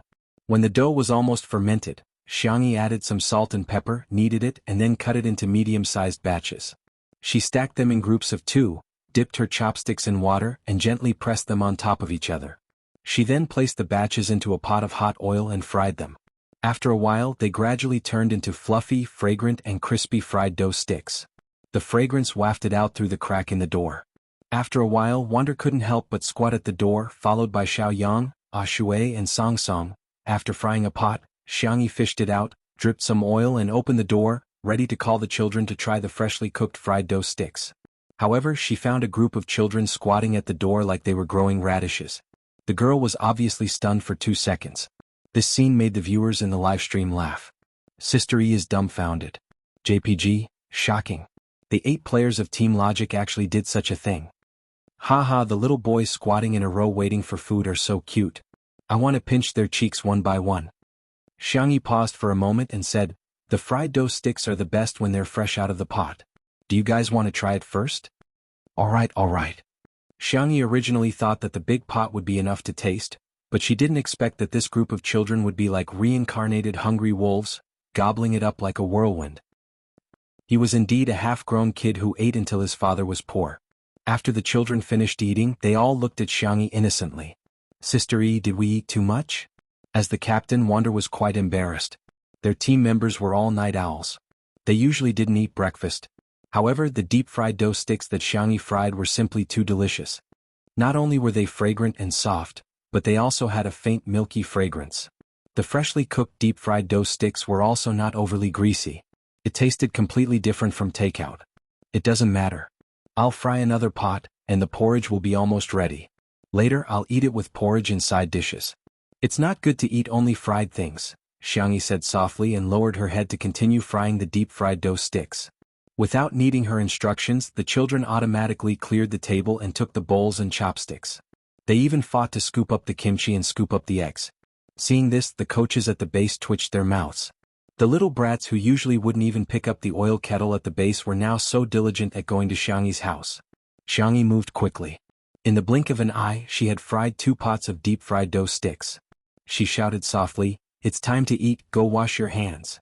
In an instant, the esports players of Team Logic all obediently lined up in front of the sink. Yes, we'll listen to Sister E. Chapter 605. Xianxia said, use hand sanitizer to wash them properly. The children were very obedient and returned to the dining table smelling good. On the wooden dining table, there were a few exquisite side dishes and 2 freshly fried vegetables. The Wuxia was cut into small pieces and neatly stacked together. The eggs were chilled with water, and the temperature was just right for shelling. In addition, there was a bowl of piping hot congee with pork and century egg in front of everyone. Gulp. The sound of saliva swallowing was very clear. Usually, the members of Team Logic wouldn't be awake at this time. They thought that they would be very tired from today's recording, but they were very energetic. There was only one thought in their minds, gluttony. Xianxia urged, why are you all in a daze? Eat. The children began to eat.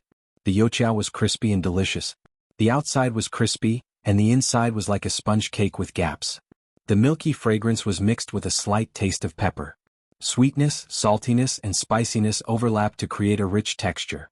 Whether it was eaten directly or mixed with congee, it was full of happiness. The congee with pork and century egg was even better. The rice had basically melted and it was soft and sticky in the mouth. The pork was steamed and fried and it was very chewy. The century egg was smooth and appetizing, and the shiitake mushroom was soft and fragrant. Together, it was as if an electric current had burst at the tip of the tongue, directly attacking the taste buds and the brain. Ah, it's so delicious. Ooh, this is the best congee I've ever eaten in my life. This kimchi is delicious too. It's sour and spicy, it's so strong. Sister E, you're amazing. Yes, Sister E is awesome. Sister E is awesome. The children were all praising her. Xianxia smiled gently. Eat more if you like it. As for the kimchi, I can pack it for you when we leave. Everyone cheered. Thank you, Sister E. Wander said seriously, stop calling me Sister E, call me sister. In an instant, the children all changed to calling her sister. Xianxia ate the congee quietly, but the little girl under the table couldn't help but shake twice. In fact, she had always wanted to be an elder sister since she was young. Unfortunately, she was the youngest in the family and had never had the chance to realize it. Who would have thought that his wish would come true today? Shui, who was sitting on her left, leaned over and whispered, Are you happy, sister? Xianxia's hand trembled and the spoon clanked against the porcelain bowl. How should I put it? The number of times that Shui called her big sister could not compare to the number of times that her legs turned to jelly. Cough. The young girl pretended to be serious. Do you want to eat eggs? I'll peel one for you. Shui said, I'll do it. Xianxia was the first to grab the bowl of eggs. Her milky white face was serious. No, men's hands are not used to do this kind of rough work. Shui raised her eyebrows and smiled non-committally. Then thank you, Sister E, I'm so lucky to have met such a good Sister E. Xiangyu, who was closest to her, Brother Sure was getting more and more shameless. Was this still the man he admired and respected as a child? Why was he constantly emitting the fragrance of tea now? Logic's little brothers also heard it. Xiaoyang was outspoken and asked straightforwardly, Shuringdi, aren't you afraid that the netizens will scold you for living off a woman? Shui slowly scooped a spoonful of kanji and drank it calmly and confidently. The doctor said that I have a weak stomach and it's not good for me to live off a woman. Everyone? What? So you're proud of living off a woman? Chapter 606. The fans of the couple were screaming in the livestream. Ah. That's a confession. I don't care, it's a confession. See that? This is the majesty of the Empress. As long as our Empress is alive, all of you are concubines. Oh my God, who still remembers how proud Shui used to be? In front of Sister Yi, he has no integrity at all. The Shui sisters had mixed feelings, but thinking about it carefully, Xianxia seemed to be quite outstanding. She was good-looking, rich, gentle, and all-round. In all honesty, one might be able to find an artist who was more popular than Xianxia in the entertainment industry, but definitely not one who was more suitable for Shui, because Shui liked her. At the thought of this, many of the Shui sisters felt relieved. The meaning of chasing after a star was to chase after a ray of light. Now this star was also going to chase after his light. After breakfast, the boys rushed to wash the dishes, as if they were children in kindergarten who were trying their best to show off in front of the teacher in order to get a little red flour. The coaches at the base lit their cigarettes and were speechless. Indeed, there was always someone to beat. Finally, there was someone who could tame this group of lawless brats. After breakfast, Xianxia fed the boys a lot of snacks before letting them get to work. Considering the special nature of the esports profession, the production team arranged for some relatively easy and interesting tasks to avoid hurting their hands. For example, they had to go to Little Rabbit Farm to control the robots to move goods, or go to the glass greenhouse to collect petals to make aromatherapy. To the boys of Team Logic, these tasks were not so much tasks as they were relaxing. The boys were having so much fun that they even went to catch chickens, saying that they wanted Xianxia to make chicken soup for lunch. In the end, they accidentally provoked a flock of geese, and all of them were chased around. The boys screamed and the live stream became a sea of laughter. As we all know, one goose is equal to the combat power of 2 adults. Ha, who asked you to be naughty? Now you've been taught a lesson by the big geese. Mages, pay attention to your positioning. Can you be a jungler? Pay attention to your coordination. Archers, don't you want to deal damage? Doghead. Under the ridicule of the netizens, Wander showed the courage of the #1 commander in the alliance. He calmed himself down and commanded his teammates to launch a counterattack. Little Yang, attack from the left. Shui, why are you running? Your shoes are about to fall off. Come and catch him. Everyone take a roundabout route and outflank them. Pay attention to your positioning. Don't King Nagmi get lost. The few big geese seemed to have turned into spirits. They caught Wander and beat him up. Wander was so merciless that he covered his head and ran away like a rat. His teammates beside him could not stop laughing. Not far away, Xianxia was wearing a black cap and had one hand in his pocket. He looked extremely aloof. Xianxia was holding a basket with all kinds of flowers she had just cut. The girl smiled. Brother, aren't you going to play with me? Xiangxia's body tensed up. Boring, childish, something only little kids would play with. My brother always says that I'm a kid. Xianxia blinked. But I think my brother is also a kid. As soon as her soft voice fell, the girl gently pushed Xianxia, pushing him towards his brothers. Then, the esports guru who had said that it was boring, suddenly became more interested in catching geese than anyone else.